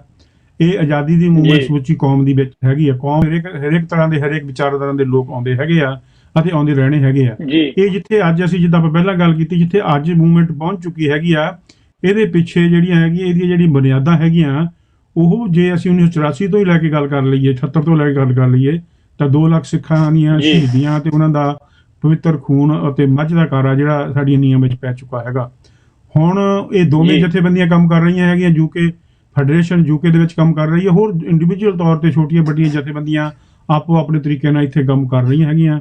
ਅਸੀਂ ਤਾਂ ਹਮੇਸ਼ਾ ਹੀ ਸਾਰੇ ਉਹਨਾਂ ਲੋਕਾਂ ਨੂੰ, ਉਹਨਾਂ ਨੌਜਵਾਨਾਂ ਨੂੰ, ਉਹਨਾਂ ਜਥੇਬੰਦੀਆਂ ਨੂੰ ਵੈਲਕਮ ਕਹਾਂਗੇ। ਜਿਹੜੇ ਵੀ ਇੱਕ ਪੈਟ, ਜਿੱਦਾਂ ਇੱਕ ਤੁਸੀਂ ਕਹਿੰਦੇ ਵੀ ਇੱਕ ਕੋਈ ਕਦਮ ਵੀ ਖਾਲਿਸਤਾਨ ਆਜ਼ਾਦੀ ਵੱਲ ਨੂੰ ਆਪਣੀ ਪੱਟਦਾ ਹੈਗਾ ਤਾਂ ਉਹ ਸਾਡੇ ਸਿਰ ਮੱਥੇ ਉੱਤੇ ਹੈਗਾ ਅਤੇ ਅਸੀਂ ਉਹਦਾ ਸਤਿਕਾਰ ਵੀ ਕਰਦੇ ਹਾਂ ਅਤੇ ਅਸੀਂ ਉਹਨਾਂ ਨੂੰ ਸ਼ਾਬਾਸ਼ ਵੀ ਦਿੰਦੇ ਹਾਂ। ਸੋ ਬਿਲਕੁਲ ਜੀ, ਆਪਣਾ ਕਸ਼ਮੀਰ ਸਿੰਘ ਜੀ ਖਾਲਿਸਤਾਨ ਜਿੰਦਾਬਾਦ ਲਿਖਦੇ ਨੇ ਜੀ 5 ਵਾਰੀ। ਬਿਲਕੁਲ, ਖਾਲਿਸਤਾਨ ਜਿੰਦਾਬਾਦ। ਇੰਦਰਜੀਤ ਸਿੰਘ ਸੰਧੂ, ਵਾਹਿਗੁਰੂ ਜੀ ਕਾ ਖਾਲਸਾ ਵਾਹਿਗੁਰੂ ਜੀ ਕੀ ਫਤਿਹ, ਖਾਲਿਸਤਾਨ ਜਿੰਦਾਬਾਦ ਜਿੰਦਾਬਾਦ ਜਿੰਦਾਬਾਦ। ਸੋ ਇਹ ਗੱਲਾਂ ਨੇ ਜੀ। ਅੱਗੇ ਜੀ ਜਿਹੜੇ ਤੁਹਾਡੀ ਬੁੱਕ ਦੇ ਵਿੱਚੋਂ, ਤੁਹਾਡੇ ਵਿਜ਼ਨ ਦੇ ਵਿੱਚ ਅਗਲੀ ਟਰਮ ਜਿਹੜੀ ਬੜੀ ਪਾਇਜ਼ ਹੈ, ਇਹ ਹੈ ਜੀ ਕਿ ਯੂਨੀਵਰਸਲ ਟਰੁੱਥ, ਸ਼੍ਰੀ ਗੁਰੂ ਗ੍ਰੰਥ ਸਾਹਿਬ ਜੀ ਦਾ ਵਿਸ਼ਵ ਵਿਆਪੀ ਸੁਨੇਹਾ, ਉਹਦੇ ਬਾਰੇ ਪਾਓ ਜੀ ਚਾਨਣ। ਆਪਾਂ ਥੋੜੀ ਜਿਹੀ ਗੱਲ ਪਹਿਲਾਂ ਕਰ ਚੁੱਕੇ ਹੈਗੇ ਯੂਨੀਵਰਸਲ ਟਰੁੱਥ ਗੁਰੂ ਗ੍ਰੰਥ ਸਾਹਿਬ। ਉਹਦੇ ਉੱਤੇ ਆਪਾਂ ਇਹ ਗੱਲ ਕਹਿ ਚੁੱਕੇ ਆ ਵੀ ਸਾਡੀ ਜਿਹੜੀ ਸੋਚ ਆ ਜਾਂ ਖਾਲਿਸਤਾਨ ਦਾ ਜਿਹੜਾ ਕਨਸਟੀਟਿਊਸ਼ਨ ਹੋਣਾ ਹੈਗਾ, ਉਹ ਇਹੀ ਆ ਵੀ ਅਸੀਂ ਗੁਰੂ ਗ੍ਰੰਥ ਸਾਹਿਬ ਦੀ ਸੋਚ ਦੇ ਆਧਾਰ ਦੇ ਉੱਤੇ ਹੀ ਕੰਮ ਕਰਾਂਗੇ, ਕੰਮ ਕਰਨ ਦੀ ਸਿਫਾਰਿਸ਼ ਕਰਦੇ ਹਾਂ ਜਿੱਦਾਂ ਕਹੀਦਾ। ਤੇ ਦੂਜੀ ਹੈਗੀ ਇਹ ਵੀ ਆਪਾਂ ਇੱਕ ਜਿਹੜਾ ਇੱਕ ਬਹੁਤ ਇੰਪੋਰਟੈਂਟ ਹੈਗਾ, ਜਿਹੜਾ ਅੱਜ ਵੀ ਸਾਡਾ ਇੱਕ ਇਸ਼ੂ ਆ ਪੰਜਾਬ ਦੇ ਵਿੱਚ ਬਣ ਚੁੱਕਾ, ਇਹ ਜਿਹੜੀਆਂ ਸਾਡੀਆਂ ਜ਼ਮੀਨਾਂ ਜਾਇਦਾਦਾਂ ਹੈਗੀਆਂ, ਜਿਹੜੀ ਗੌਰਮੈਂਟ ਜਿਹੜੀ ਹੜਪਣਾ ਚਾਹੁੰਦੀ ਹੈਗੀ ਆ, ਉਹਦੇ ਉੱਤੇ ਆਪਾਂ ਇਹ ਜਿਹੜਾ ਹੈ ਨਾ, ਜਦੋਂ ਬਾਬਾ ਬੰਦਾ ਸਿੰਘ ਬਹਾਦਰ ਨੇ ਸਰਹੰਦ ਜਿੱਤ ਕੇ ਉੱਥੇ ਖਾਲਸਾ ਰਾਜ ਪੈਦਾ ਕੀਤਾ, ਜਦੋਂ ਵੀ ਕੋਈ ਦੁਨੀਆ ਦੇ ਵਿੱਚ ਇੱਕ ਰਾਜਾਸ਼ਾਹ, ਇੱਕ ਰਾਜ ਪੈਦਾ ਹੁੰਦਾ ਹੈਗਾ, ਇੱਕ ਡਿਫਰੈਂਟ ਸਮਾਜ ਆਪਣਾ ਰਾਜ ਸ਼ਕਤੀ ਲਿਆਉਂਦਾ ਹੈਗਾ, ਤਾਂ ਉਹ ਆਪਣੇ ਕਾਨੂੰਨ ਆਪਣੇ ਲੋਕਾਂ ਦੇ ਆਧਾਰ ਤੇ ਬਣਾਉਂਦਾ ਹੈਗਾ ਆ।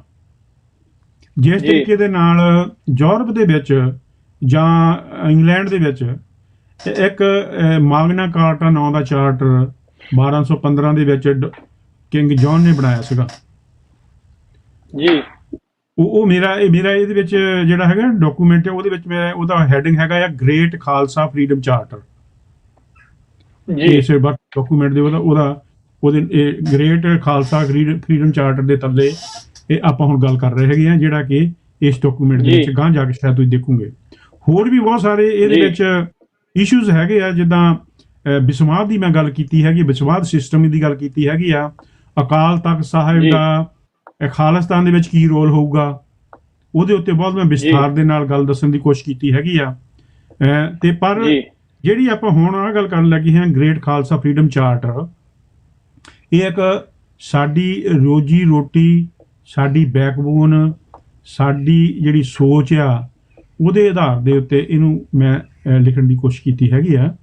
ਉਹ ਇਹ ਹੈਗੀ ਆ ਵੀ ਜੀ 10 ਫਰਵਰੀ 1710 ਨੂੰ ਲੋਹਗੜ੍ਹ, ਜੋ ਪਹਿਲੀ ਸਿੱਖ ਰਾਜ ਦੀ ਰਾਜਧਾਨੀ ਸੀਗੀ, ਉੱਥੇ ਬਾਬਾ ਬੰਦਾ ਸਿੰਘ ਜੀ ਬਹਾਦਰ ਨੇ ਆਪਣੇ 5 ਸਿੰਘਾਂ ਦੇ ਨਾਲ ਇੱਕ ਐਲਾਨ ਕੀਤਾ ਕਿ ਅੱਜ ਤੋਂ ਬਾਅਦ ਇਸ 52 ਲੱਖ ਦੀ ਸਟੇਟ ਸਰਹੰਦ ਦੇ ਵਿੱਚ ਵੀ ਜਿਹੜਾ ਇਹ ਖਾਲਸਾ ਰਾਜ ਪੈਦਾ ਹੋਇਆ ਹੈਗਾ, ਖਾਲਸੇ ਨੇ ਇਹਦੇ ਉੱਤੇ ਜੀ ਕਬਜ਼ਾ ਕੀਤਾ ਹੈਗਾ ਆਪਣੇ ਜ਼ੋਰ ਦੇ ਨਾਲ, ਅਤੇ ਸ਼ਹੀਦਾਂ ਦਾ ਬਦਲਾ ਲਿਆ ਹੈਗਾ, ਸਾਹਿਬਜ਼ਾਦਿਆਂ ਦਾ ਤੇ ਹੋਰ ਅਨੇਕਾਂ ਸਿੱਖਾਂ ਦਾ। ਉਹ ਇਹ ਆ ਵੀ ਅੱਜ ਜੀ ਤੋਂ ਬਾਅਦ ਜਿਹੜੀ ਪਹਿਲੀ ਜਿਹੜੀ ਸਾਡੀ ਸੋਚ ਉਹ ਹੈਗੀ ਆ ਸਾਡੀ, ਅਸੀਂ ਐਲਾਨ ਕਰਦੇ ਹਾਂ ਅੱਜ, ਜਿਹੜੇ ਲੋਕ ਜਿਹੜਾ ਵੀ ਮਿਹਨਤ ਕਰਦੇ ਹੈਗੇ, ਕੰਮ ਕਰਦੇ ਹੈਗੇ, ਚਾਹੇ ਕੋਈ ਕਿਸਾਨ ਖੇਤੀ ਕਰਦਾ ਹੈਗਾ, ਚਾਹੇ ਵਪਾਰੀ ਵਪਾਰ ਕਰਦਾ ਹੈਗਾ, ਚਾਹੇ ਐਜੂਕੇਸ਼ਨਲ ਜਿਹੜਾ ਸਿਸਟਮ ਹੈਗਾ ਉਹ ਆਪਣੀ ਮਦਰਸੇ ਜਾਂ ਸਕੂਲ ਬਣਾ ਕੇ ਆਪਣੇ ਚਲਾ ਰਿਹਾ ਹੈਗਾ ਲੋਕਾਂ ਨੂੰ ਵਿੱਦਿਆ ਦੇਣ ਦੇ ਲਈ, ਜਾਂ ਹੋਰ ਕੋਈ ਆਰਟ ਕਰ ਰਿਹਾ ਹੈਗਾ ਆ, ਕੋਈ ਕਲਾ ਕਿਰਤਾਂ ਦੇ ਉੱਤੇ ਵਾਧਾ ਕਰ ਰਿਹਾ ਹੈਗਾ, ਜਿੱਥੇ ਜਿੱਥੇ ਵੀ ਉਹ ਬੈਠੇ ਹੈਗੇ ਆ, ਜਿਸ ਪ੍ਰਾਪਰਟੀ ਦੇ ਵਿੱਚ ਵੀ ਬੈਠੇ ਹੈਗੇ ਆ, ਅੱਜ ਤੋਂ ਬਾਅਦ ਤੁਸੀਂ ਕਿਸੇ ਨੂੰ ਵੀ ਇਹ ਜਿਹੜਾ ਰੈਂਟ ਆ ਜਾਂ ਹਾਲਾ ਆ ਉਹ ਨਹੀਂ ਦੇਣਾ।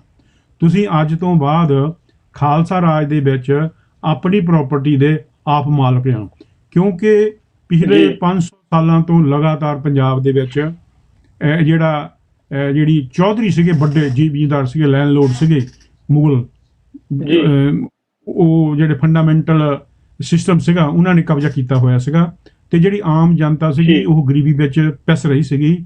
ਉਹਨਾਂ ਦੀ ਜਿਹੜੀ ਕਮਾਈ ਸੀਗੀ ਉਹਦਾ 90% ਜਿਹੜਾ ਹਿੱਸਾ ਸੀਗਾ ਉਹ ਲੈ ਜਾਂਦੇ ਸੀਗੇ, ਤੇ 10% ਜਿਹੜਾ ਸੀਗਾ ਉਹ ਖੇਤੀ ਕਰਨ ਵਾਲਿਆਂ ਨੂੰ ਜਾਂ ਹੋਰ ਜਿਹੜੇ ਵਪਾਰ ਕਰ ਰਹੇ ਸੀ ਉਹਨਾਂ ਨੂੰ ਮਿਲਦਾ ਸੀਗਾ। ਪਰ ਬਾਬਾ ਬੰਦਾ ਸਿੰਘ ਬਹਾਦਰ ਜੀ ਨੇ ਸਿੱਖ ਰਾਜ ਦੇ ਵਿੱਚ ਇਹ ਪਹਿਲਾ ਜਿਹੜਾ ਹੁਕਮ ਜਾਰੀ ਕੀਤਾ ਵੀ ਅੱਜ ਤੋਂ ਬਾਅਦ ਤੁਸੀਂ ਇਸ ਆਪਣੀ ਜਾਇਦਾਦ ਦੇ ਆਪ ਮਾਲਕ ਹੋ। ਕਈ ਲੋਕ ਇਹਦਾ ਨਾਂ ਜੱਟ ਸ਼ਬਦ ਵਰਤਦੇ ਹੈਗੇ ਆ, ਜਿਹੜਾ ਕਿ ਸਹੀ ਨਹੀਂ ਹੈਗਾ, ਜੀ ਕਿਉਂਕਿ ਜਿਹੜੀ ਕਿਸਾਨੀ ਹੈਗੀ ਆ ਇਕੱਲੇ ਜੱਟ ਨਹੀਂ ਕਰ ਰਹੇ, ਕਿਸਾਨੀ ਦੇ ਵਿੱਚ ਹੋਰ ਅਖੌਤੀ ਜਾਤਾਂ ਹੈਗੀਆਂ, ਅਖੌਤੀ ਰਾਤਾਂ ਮੈਂ ਕਹਿ ਸਕੂੰਗਾ, ਕਬੀਲੇ ਹੈਗੇ ਆ ਜੀ ਜਿਹੜੇ ਆਪੋ ਆਪਣੇ ਤਰੀਕੇ ਨਾਲ ਜੀ ਖੇਤੀਬਾੜੀ ਕਰਦੇ ਹੈਗੇ ਆ, ਅਤੇ ਉਹਨਾਂ ਸਾਰਿਆਂ ਨੂੰ ਬਰਾਬਰ ਦੇ ਹੱਕ ਦਿੱਤੇ ਹੈਗੇ ਆ ਵੀ ਤੁਸੀਂ ਅੱਜ ਤੋਂ ਬਾਅਦ ਇਹਦੇ ਮਾਲਕ ਹੋ। ਕਿਉਂਕਿ ਜਿਹੜਾ ਮਾਂਗਨਾ ਜੀ ਕਾਰਟਾ ਜਿਹੜਾ ਚਾਰਟਰ ਸੀਗਾ 1215 ਦੇ ਵਿੱਚ, ਹੁਣ 2015 ਦੇ ਵਿੱਚ ਇੰਗਲੈਂਡ ਵੱਲੋਂ ਜਾਂ ਯੂਕੇ ਵੱਲੋਂ ਉਹਦਾ ਜਿਹੜਾ 800 ਸਾਲਾ ਮਨਾਇਆ ਗਿਆ ਸੀਗਾ। ਇਸ ਮਾਗਨਾ ਕਾਰਟਾ ਨੇ ਠੀਕ ਦੁਨੀਆ ਦੇ ਬਹੁਤ ਵੱਡੇ ਜਿਹੜੇ ਕਨਸਟੀਟਿਊਸ਼ਨ ਹੈਗੇ, ਸੱਚ ਹੈ ਅਮਰੀਕਾ, ਕੈਨੇਡੀਅਨ, ਯੂਰਪ ਦੇ ਵਿੱਚ ਜਰਮਨ, ਹੋਰ ਕਈ ਦੇਸ਼ਾਂ ਦੀ ਗੱਲ ਆਪਾਂ ਕਰ ਸਕਦੇ ਹੈਗੇ ਆ, ਉਹਨਾਂ ਦੇ ਜਦੋਂ ਜੀ ਕਨਸਟੀਟਿਊਸ਼ਨ ਬਣਾਏ ਸੀਗੇ ਤਾਂ ਉਹ ਮਾਗਨਾ ਕਾਰਟਾ ਦੇ ਵਿੱਚੋਂ ਉਹਨਾਂ ਨੇ ਹੈਲਪ ਲਈ ਸੀਗੀ। ਉਹ ਕਿੱਦਾਂ ਉਹਨਾਂ ਨੇ ਉਹਨੂੰ ਸ਼ੁਰੂ ਕੀਤਾ, ਕਿੱਦਾਂ ਉਹਦੇ ਵਿੱਚ ਪੁਆਇੰਟ ਲਏ ਸੀਗੇ। ਇਸੇ ਤਰੀਕੇ ਦੇ ਨਾਲ ਬਾਬਾ ਬੰਦਾ ਸਿੰਘ ਬਹਾਦਰ ਨੇ ਆਪਣੇ ਤੌਰ ਦੇ ਉੱਤੇ ਆਪਣੀ ਸੋਚ ਦੇ ਮੁਤਾਬਕ ਉਸ ਵੇਲੇ ਦਾ ਇੱਕ ਬਹੁਤ ਵੱਡਾ ਰੈਵੋਲੂਸ਼ਨ ਲਿਆਂਦਾ ਸੀਗਾ ਪੰਜਾਬ ਦੇ ਵਿੱਚ। ਅਸੀਂ ਗੱਲਾਂ ਜੀ ਤਾਂ ਕਰਦੇ ਹੈਗੇ ਆ 19ਵੀਂ ਸਦੀ ਦੇ ਯੂਰਪੀਅਨ ਇੰਡਸਟਰੀਅਲ ਰੈਵੋਲੂਸ਼ਨ ਦੀਆਂ, ਫਰਾਂਸ ਦੇ ਰੈਵੋਲੂਸ਼ਨ ਦੀ ਗੱਲਾਂ ਕਰਦੇ ਜੀ ਹਾਂ। ਅਸੀਂ ਗੱਲਾਂ ਕਰਦੇ ਹੈਗੇ ਆ 1915 ਦਾ ਰਸ਼ੀਅਨ ਰੈਵੋਲੂਸ਼ਨ, ਜੋ ਰੈਡ ਰੈਵੋਲੂਸ਼ਨ ਵੀ ਕਹਿੰਦੇ ਹੈਗੇ ਆ। ਅਸੀਂ ਜੀ ਹੋਰ ਵੀ ਬਹੁਤ ਸਾਰੀਆਂ ਗੱਲਾਂ ਕਰਦੇ ਹੈਗੇ, ਪਰ ਅਸੀਂ ਖੁਦ ਸਿੱਖ, ਸਾਡੀ SGPC ਜਾਂ ਸਾਡੀ ਨੇਸ਼ਨ ਪੰਜਾਬ ਦੇ ਤੌਰ ਦੇ ਉੱਤੇ ਇਸ Khalsa great Khalsa freedom charter ਨੂੰ ਕਿਉਂ ਭੁੱਲ ਗਈ ਹੈਗੀ ਆ। ਅਸੀਂ ਇਸ ਚੀਜ਼ ਨੂੰ ਮੁੜ ਕੇ ਇਸ ਚੀਜ਼ ਨੂੰ ਦੁਨੀਆ ਦੇ ਸਾਹਮਣੇ ਲਿਆਉਣਾ ਚਾਹੁੰਦੇ ਹੈਗੇ, ਖਾਸ ਤੌਰ ਤੇ ਸਿੱਖਾਂ ਦੇ ਵਿੱਚ, ਵੀ ਜਿਹੜੇ ਸਾਡੇ ਕੋਲ ਅੱਜ ਤੋਂ 300 ਸਾਲ ਪਹਿਲਾਂ 1710 ਦੇ ਵਿੱਚ ਇੱਕ ਇਹੋ ਜਿਹਾ ਰੈਵੋਲੂਸ਼ਨ ਆਇਆ ਜਿਹਨੇ ਜਿਹੜਾ ਸਰਹੰਦ ਉੱਤੇ ਕਬਜ਼ਾ ਕਰਨ ਤੋਂ ਬਾਅਦ ਬਹੁਤਾ ਖੂਨ ਡੋਲਣ ਤੋਂ ਬਗੈਰ ਹੀ ਸਾਰੇ ਪੰਜਾਬ ਦੇ ਉੱਤੇ ਕਬਜ਼ਾ ਕਰ ਲਿਆ ਸੀਗਾ। ਜੀ ਸਾਨੂੰ ਉਸ ਚੀਜ਼ ਨੂੰ ਮੁੜ ਕੇ ਉਹਨੂੰ ਸੁਰਜੀਤ ਕਰਨ ਦੀ ਲੋੜ ਹੈਗੀ ਆ। ਸੁਰਜੀਤ ਅਸੀਂ ਤਦੇ ਕਰਾਂਗੇ ਜੇ ਅਸੀਂ ਲੋਕਾਂ ਨੂੰ ਜਾਗਰੂਕ ਕਰਾਂਗੇ। ਸੋ ਇਹ ਇੱਕ ਕਾਫੀ ਵੱਡਾ ਇਹਦੇ ਵਿੱਚ ਜੀ ਚੈਪਟਰ ਹੈਗਾ ਆ, ਜਿਹੜਾ ਕਿ ਜਿਹਦੀ ਆਪਾਂ ਹੁਣ ਗੱਲ ਕੀਤੀ ਹੈਗੀ ਬਹੁਤ ਬਰੀਫ ਦੇ ਵਿੱਚ। ਮੇਰਾ ਮਤਲਬ ਇੱਥੇ ਕਹਿਣ ਦਾ ਜੀ ਹੈਗਾ ਇਹੀ ਆ ਵੀ ਇਹਦੇ ਵਿੱਚ ਹੋਰ ਵੀ ਬਹੁਤ ਸਾਰੇ ਇਹੀ ਮੈਂ ਇਸ਼ੂ ਉਹਦੇ ਵਿੱਚ ਲਿਖੇ ਹੈਗੇ ਆ। ਜਿੱਦਾਂ ਮੈਂ ਤੁਹਾਨੂੰ ਦੱਸਿਆ ਵਿਸਵਾਦ ਸਿਸਟਮ ਹੈਗਾ, ਵਿਸਮਾਦ ਸਿਸਟਮ ਹੈਗਾ ਆ ਵੀ ਜਿਹੜੀ ਸਾਡੀ ਗੋਲਕ ਹੈਗੀ ਆ ਗੁਰੂ ਸਾਹਿਬ ਦੀ, ਜਿਹੜੀ ਅਸੀਂ ਹਰੇਕ ਗੁਰੂ ਘਰ ਦੇ ਵਿੱਚ ਅਸੀਂ ਜਾਂਦੇ ਆ, ਆਪਣੇ ਤਿਲ ਫੁੱਲ ਉੱਥੇ ਭੇਟ ਕਰਦੇ ਹੈਗੇ ਆ। ਜੇ ਅਸੀਂ ਜੀ ਉਹਨੂੰ ਅਸੀਂ ਦੁਨੀਆ ਦੇ ਸਾਹਮਣੇ ਲਿਆਉਣਾ ਹੈਗਾ ਜਾਂ ਦੁਨੀਆ ਦੇ ਲਈ ਉਹਨੂੰ ਚੰਗੇ ਲਈ ਵਰਤਣਾ ਹੈਗਾ, ਤਾਂ ਸਾਨੂੰ ਆਪਣੀ ਜਿਹੜੀਆਂ ਜੀ ਜਿੱਦਾਂ ਤੁਸੀਂ ਪਹਿਲਾਂ ਮਰਜੀ ਗੱਲ ਕੀਤੀ ਸੀਗੀ ਸ਼ਾਇਦ, ਬਈ ਗੁਰਦੁਆਰਾ ਜਿਹੜਾ ਸਿਸਟਮ ਹੈਗਾ, ਭਾਵੇਂ ਉਹ ਮੇਰੇ ਕੋਲ ਡਿਫਰੈਂਟ ਡਾਕੂਮੈਂਟ ਹੈਗਾ, ਮੀਰੀ ਪੀਰ ਦਾ ਸਿਧਾਂਤ ਅਤੇ ਉਹਦੀ ਵਿਆਖਿਆ, ਉਹਦੇ ਉੱਤੇ ਅਸੀਂ ਵਿਸਥਾਰ ਨਾਲ ਜੀ ਉਹ ਕਿਤੇ ਗੱਲ ਬਹੁਤ ਕਰ ਸਕਦੇ ਹੈਗੇ। ਜ਼ਰੂਰੀ, ਹਾਂ ਬਹੁਤ ਜ਼ਰੂਰੀ ਟੌਪਿਕ ਹੈ ਜੀ, ਜੋ ਜਿਸ ਕਿਸਮ ਦੇ ਨਾਲ ਅੱਜ ਸਾਡੇ ਪ੍ਰਬੰਧ ਚੱਲ ਰਹੇ ਆ ਨਾ, ਜਾਂ ਜਿਵੇਂ ਜਿਹੜਾ ਗੁਰੂ ਕਲਗੀਧਰ ਪਾਤਸ਼ਾਹ ਤੋਂ ਬਖਸ਼ਿਆ ਹੋਇਆ ਜਿਹੜਾ ਸਰੂਪ ਆ, ਉਹਨੂੰ ਵੀ ਕਿਤੇ ਨਾ ਕਿਤੇ ਮਨਫੀ ਕਰਨ ਦੀ ਜਿਹੜੀ ਕੋਸ਼ਿਸ਼ ਹੋ ਰਹੀ ਆ, ਵੀ ਇਹ ਤੋਂ ਬਿਨਾਂ ਵੀ ਸਰ ਸਕਦਾ, ਅਸੀਂ ਹੁਣ ਵੈਸਟਰਨ ਕੰਟਰੀਆਂ 'ਚ ਆ ਗਏ ਆ, ਉਹਦੇ ਕੀ ਪ੍ਰਭਾਵ ਪੈ ਰਹੇ ਨੇ ਆਉਣ ਵਾਲੀ ਜਿਹੜੀ ਜਨਰੇਸ਼ਨ ਦੇ ਉੱਤੇ, ਉਹਦੇ ਬਾਰੇ ਇੱਕ ਚੇਚਾ ਪ੍ਰੋਗਰਾਮ ਆ ਜਿਹੜਾ ਉਹ ਆਪਾਂ ਕਰਾਂਗੇ। ਤੇ ਮੈਂ ਕੋਸ਼ਿਸ਼ ਕਰੂੰਗਾ ਕਿ ਉਹਦੇ 'ਚ ਆਪਾਂ ਉਹ ਘੱਟੋ ਘੱਟ ਇੱਕ ਡਿਸਕਸ਼ਨ ਦੇ ਰੂਪ ਦੇ ਵਿੱਚ ਹੋਵੇ, ਇੱਕ ਜਾਂ ਦੋ ਹੋਰ ਸਾਡੇ ਜਿਹੜੇ ਸੂਝਵਾਨ ਸੱਜਣ ਨੇ, ਸਕਾਲਰ ਨੇ, ਉਹ ਗੱਲਬਾਤ ਕਰਨ ਉਹਦੇ ਉੱਤੇ, ਤੇ ਜ਼ਿਆਦਾ ਵਧੀਆ ਰਹੂਗਾ। ਤੇ ਇਹਦੇ ਵਿੱਚ ਅੱਗੇ ਜਿਹੜਾ ਉਹ ਮੈਂ ਡਾਕੂਮੈਂਟ ਤੁਹਾਨੂੰ ਭੇਜੂਗਾ, ਤੇ ਤੁਸੀਂ ਉਹਦੇ ਉੱਤੇ ਪੜ੍ਹਿਓ, ਤੇ ਉਹ ਬਾਕੀ ਦੇ ਜਿਹੜੇ ਹੋਰ ਵਿਚਾਰਵੰਤ ਲੋਕ ਹੈਗੇ ਆ ਉਹਨਾਂ ਨੂੰ ਦਿਓ, ਪੜ੍ਹਨਗੇ, ਤਾਂ ਕਿ ਅਸੀਂ ਉਹਨੂੰ ਇੱਕ ਪਬਲਿਕ ਦੇ ਸਾਹਮਣੇ ਲਿਆ ਸਕੀਏ ਵੀ ਅੱਜ ਦੀ ਸਿਚੁਏਸ਼ਨ। ਮੈਂ ਯੂਕੇ ਦੀ ਗੱਲ ਕਰੂੰਗਾ, ਬਾਹਲੀ ਵੱਡੀ ਨਹੀਂ ਗੱਲ ਕਰਦਾ। 90% ਸਾਡੇ ਦਾ ਜਿੱਥੇ ਯੂਕੇ ਦਾ ਜਿਹੜਾ ਗੁਰਦੁਆਰਾ ਸਿਸਟਮ ਹੈਗਾ ਪ੍ਰਾਈਵੇਟ ਹੱਥਾਂ ਦੇ ਵਿੱਚ ਹੈਗਾ। ਤੁਸੀਂ ਇਸ ਚੀਜ਼ ਨੂੰ ਸੁਣ ਕੇ ਹੈਰਾਨ ਹੋਵੋਗੇ ਵੀ ਸਿਰਫ 10% ਸਾਡਾ ਜਿਹੜਾ 240 ਵਿੱਚੋਂ ਦਾ 225 ਵਿੱਚੋਂ ਗੁਰੂ ਘਰ ਹੈਗੇ ਆ ਨਾ, ਉਹ ਪੰਥਕ ਪਲੇਟਫਾਰਮ ਦੇ ਥੱਲੇ ਹੈਗੇ ਆ। ਪਰ ਉਹਨਾਂ ਵਿੱਚੋਂ ਵੀ ਬਹੁਤੇ ਆਪਣੀ ਮਰਜ਼ੀ, ਮਨ ਮਰਜ਼ੀ ਕਰਦੇ ਹੈਗੇ ਆ। ਉਹਦਾ ਜਿਹੜੀ ਸਾਡੀ ਗੋਲਕ ਦਾ ਜਿਹੜਾ ਸਹੀ ਜਿਹੜਾ ਜਿਹੜੀ ਮਾਇਆ ਹੈਗੀ ਆ, ਉਹ ਅਸੀਂ ਸਹੀ ਤਰੀਕੇ ਨਾਲ ਨਹੀਂ ਵਰਤਣ ਦੀ ਕੋਸ਼ਿਸ਼ ਕਰ ਰਹੇ ਹੈਗੇ। ਪਰ ਖੈਰ ਇਹ ਲੰਮੀ ਚੌੜੀ ਬਹਿਸ ਹੈਗੀ ਆ, ਗੱਲ ਹੈਗੀ ਆ। ਬਿਲਕੁਲ ਜੀ, ਸਾਡਾ ਜਿਹੜਾ ਮੁੱਦਾ ਵੀ, ਜਿਹੜਾ ਮਕਸਦ ਵੀ ਇਹ ਗੱਲ ਕਰਨ ਦਾ ਕਿਸੇ ਦੀ ਵਿਰੋਧਤਾ ਨਹੀਂ, ਪਰ ਅਸੀਂ ਆਪਣੇ ਸਿਧਾਂਤ ਦਾ ਪਹਿਰਾ ਦੇਣਾ ਨਾ, ਉਹਦੇ 'ਚ ਅਸੀਂ ਕੋਰਾ ਨਹੀਂ ਲੱਗਣ ਦੇਣਾ। ਦੇਖੋ ਅਸੀਂ ਸਮੁੱਚੇ ਰੂਪ ਦੇ ਵਿੱਚ ਅਸੀਂ ਖਾਲਸਾ ਪੰਥ ਦੀ ਗੱਲ ਕਰ ਰਹੇ ਹਾਂ ਜੀ, ਆਪਣੀ ਆਜ਼ਾਦੀ ਦੀ ਗੱਲ ਕਰ ਰਹੇ ਹਾਂ। ਔਰ ਇਹ ਵੀ ਇੱਕ ਪਰਤ ਖੋਲਾਂਗੇ ਜਿਹੜਾ ਇਹ ਆਮ ਹੀ ਇਹੋ ਜਿਹੀਆਂ, ਮੈਂ ਪਹਿਲਾਂ ਵੀ ਮੈਂ ਜਿਹੜਾ ਜ਼ਿਕਰ ਕੀਤਾ ਸੀ ਨਾ, ਕਿ ਇਹ ਜਿਹੜੀ ਕਿਤਾਬ 1999 'ਚ ਲਿਖੀ ਗਈ, ਇਹਦੇ 'ਚ ਇਹ ਪ੍ਰੂਫ ਕੀਤਾ ਉਹਨਾਂ ਨੇ ਆਪਣਾ ਜਿਹੜਾ ਉਹ ਡਾਕੂਮੈਂਟਸ ਦੇ ਕੇ, ਹਵਾਲੇ ਦੇ ਕੇ, ਘਟਨਾਵਾਂ ਦੇ, ਵੀ ਜਿਹੜੀਆਂ ਇਹ ਲੜਾਈਆਂ ਨੇ ਕਮਿਊਨਿਟੀ ਦੇ ਵਿੱਚ, ਇਹਦੀਆਂ ਤਾਰਾਂ ਭਾਰਤੀ ਐਮਬੈਸੀਆਂ, ਸਫਾਰਤਖਾਨਿਆਂ 'ਚ ਜੁੜੀਆਂ ਹੋਈਆਂ ਨੇ, ਤੇ ਇਸੇ ਕਰਕੇ ਇਹ ਲੜਾਈਆਂ ਨੇ। ਪਰ ਉਹਦਾ ਮਿਹਣਾ ਉਲਟਾ ਸਿੱਖਾਂ ਸਿਰ ਆ। ਦੇਖੋ ਜੀ, ਸਿੱਖ ਤਾਂ ਗੁਰਦੁਆਰਿਆਂ 'ਚ ਲੜਦੇ ਆ, ਇਹਨਾਂ ਕੋਲ ਗੁਰਦੁਆਰੇ ਨਹੀਂ ਸੰਭਾਲ ਹੁੰਦੇ, ਦੇਸ਼ ਕਿੱਦਾਂ ਸੰਭਾਲਣਗੇ? ਉਹ ਭਾਈ ਦੇਸ਼ ਹੋਊਗਾ ਤਾਂ ਗੁਰਦੁਆਰੇ ਸੰਭਲਣੇ ਆ। ਰਾਜ ਬਣਾਣਾ ਧਰਮ ਚਲਿਆ ਹੈ, ਧਰਮ ਬਣਾ ਸਭ ਦਲੇ ਮਲੇ ਹੈ। ਸਾਡੇ ਕੋਲ ਜਦੋਂ ਤੱਕ ਐਸੀ ਕੋਈ ਸੁਪਰੀਮ ਪਾਵਰ ਹੀ ਹੈ ਨਹੀਂ ਹੱਥ 'ਚ, ਵੀ ਅਸੀਂ ਭਾਰਤ ਤੋਂ ਬਾਹਰ ਵਸਦੇ ਜਿਹੜੇ ਸਿੱਖ ਨੇ ਜਿਹੜਾ ਮੁਲਕਾਂ ਦੇ, ਉਹਨਾਂ ਮੁਲਕਾਂ ਦੀਆਂ ਸਰਕਾਰਾਂ ਨੂੰ ਕੌਣ ਸਮਝਾਊਗਾ ਵੀ ਸਾਡਾ ਕੀ ਸਿਧਾਂਤ ਆ, ਤੇ ਸਾਡੇ ਜਿਹੜੇ ਧਾਰਮਿਕ ਅਦਾਰੇ ਆ ਉਹ ਕਿਸ ਤਰ੍ਹਾਂ ਜਿਹੜੇ ਆ ਉਹ ਚਲਾਏ ਜਾਣੇ ਚਾਹੀਦੇ ਆ? ਹੁਣ ਕਿਹੜਾ ਪੁੱਛਦਾ ਉੱਥੇ? ਕਦੀ ਕਿਸੇ ਨੇ, ਖੈਰ ਲੰਬਾ ਵਿਸ਼ਾ ਇਹ ਗੱਲ ਕਰਨ ਦਾ। ਸੋ ਸਾਡਾ ਜਿਹੜਾ ਉਹ ਇਹ ਗੁਰਦੁਆਰੇ ਜਿਹੜੇ ਨੇ, ਜਿੱਥੇ ਹੋਏ ਇਕੱਤਰਤ ਮਿਲੋ ਮੇਰੇ ਭਾਈ ਦੀ ਜਿਹੜੀ ਆ ਉਹ ਗੱਲ ਸ਼ੁਰੂ ਕਰਕੇ ਮਹਾਵਾਗ ਤੋਂ, ਤੇ ਮੁੜ ਕੇ ਬਾਅਦ ਜੋ ਕੁਝ ਹੁੰਦਾ ਸਾਨੂੰ ਪਤਾ ਆ, ਅਸੀਂ ਉਹਦੇ ਬਾਰੇ ਨਹੀਂ ਅੱਜ ਦੇ ਐਪੀਸੋਡ 'ਚ ਗੱਲ ਕਰਨੀ। ਪਰ ਉਹ ਹੁਣ ਮਤਲਬ ਦਿਲ ਕਰਦਾ ਵੀ ਆ ਗੱਲ ਕਰਨ ਨੂੰ, ਨਹੀਂ ਵੀ ਕਰਦਾ, ਹਨਾ? ਨਹੀਂ, ਦੇਖੋ ਬਹੁਤ ਇਸ ਤਰ੍ਹਾਂ ਬਾਅਦ 'ਚ ਫਿਰ ਉੱਥੇ ਸੀਨ ਬਣਦੇ ਆ। ਤੇ ਇੱਕ ਬਹੁਤ ਵੱਡਾ ਸਾਡੇ ਲਈ ਇੱਕ ਇਸ਼ੂ ਆ, ਮਹੱਤਵਪੂਰਨ ਸਾਡੀ ਜ਼ਿੰਦਗੀ ਦੇ ਲਈ, ਸਾਡੀ ਕੌਮੀ ਜ਼ਿੰਦਗੀ ਦੇ ਲਈ, ਸਾਡੇ ਸੰਘਰਸ਼ ਦੇ ਲਈ। ਤੇ ਜੇ ਆਪਾਂ ਲੜਾਈਆਂ ਦੀ ਗੱਲ ਕਰਦੇ ਹਾਂ, ਗੁਰੂ ਘਰਾਂ ਵਿੱਚ ਲੜਾਈਆਂ ਹੁੰਦੀਆਂ ਜਾਂ ਇੱਕ ਦੂਜੇ ਦਾ ਵਿਰੋਧ ਹੋ ਰਿਹਾ ਹੈਗਾ, ਇਹ ਮੰਦਿਰਾਂ ਦੇ ਵਿੱਚ ਵੀ ਹੋ ਰਿਹਾ ਹੈਗਾ, ਇਹ ਚਰਚਾਂ ਦੇ ਵਿੱਚ ਵੀ ਹੋ ਰਿਹਾ ਹੈਗਾ, ਇਹ ਮਸਜਿਦਾਂ ਦੇ ਵਿੱਚ ਵੀ ਹੋ ਰਿਹਾ ਹੈਗਾ। ਕੱਲੇ ਸਿੱਖਾਂ ਦੇ ਗੁਰਦੁਆਰਿਆਂ ਨੂੰ ਕਿਉਂ ਬਦਨਾਮ ਕਰਨ ਦੀ ਕੋਸ਼ਿਸ਼ ਕੀਤੀ ਜਾ ਰਹੀ ਹੈਗੀ ਆ? ਕਿਉਂਕਿ ਅਸੀਂ ਆਜ਼ਾਦੀ ਦੀ ਲੜਾਈ ਲੜ ਰਹੇ ਹੈਗੇ ਆ, ਇਸ ਕਰਕੇ ਸਾਨੂੰ ਬਦਨਾਮ ਕਰਨਾ ਉਹਨਾਂ ਦਾ ਪਹਿਲਾ ਕੰਮ ਹੈਗਾ ਆ। ਸੋ ਇਹ ਵੀ ਦੱਸਣਾ ਬਣਦਾ ਕਿ ਜਿਹੜੀਆਂ ਨਾ ਐਜ਼ ਏ ਕਾਰਪੋਰੇਸ਼ਨ ਜਿਹੜੀ ਉਹ ਕੀਤੀ ਜਾਂਦੀ ਆ, ਜਿਹੜੀਆਂ ਬੋਡੀਆਂ ਚੱਲਦੀਆਂ, ਉਸੇ ਤਰ੍ਹਾਂ ਉਹਨਾਂ ਦੇ ਕੇਸ ਅਦਾਲਤਾਂ 'ਚ ਜਾਂਦੇ ਐਜ਼ ਏ ਕਾਰਪੋਰੇਸ਼ਨ, ਕਿਉਂਕਿ ਉਹਨਾਂ ਨੂੰ ਨਹੀਂ ਪਤਾ, ਉਹਨਾਂ ਲਈ ਇਹ ਕਾਰਪੋਰੇਸ਼ਨ ਆ। ਇਹ ਅਸੀਂ ਦੱਸਣਾ ਉਹਨਾਂ ਨੂੰ ਵੀ ਭਾਈ ਇਹ ਕਾਰਪੋਰੇਸ਼ਨਾਂ ਨਹੀਂ ਹੈਗੀਆਂ, ਗੁਰਦੁਆਰੇ ਸਾਡੇ ਲਈ ਕੀ ਮਿਹਨਤ ਦਿਖਾਉਂਦੇ ਨੇ। ਖੈਰ ਇਹ ਲੰਮੀ ਲੜਾਈ ਆ, ਪਰ ਇਹਦੀ ਸ਼ੁਰੂਆਤ ਕਰਾਂਗੇ। ਸ਼ੁਰੂ ਕਰਾਂਗੇ।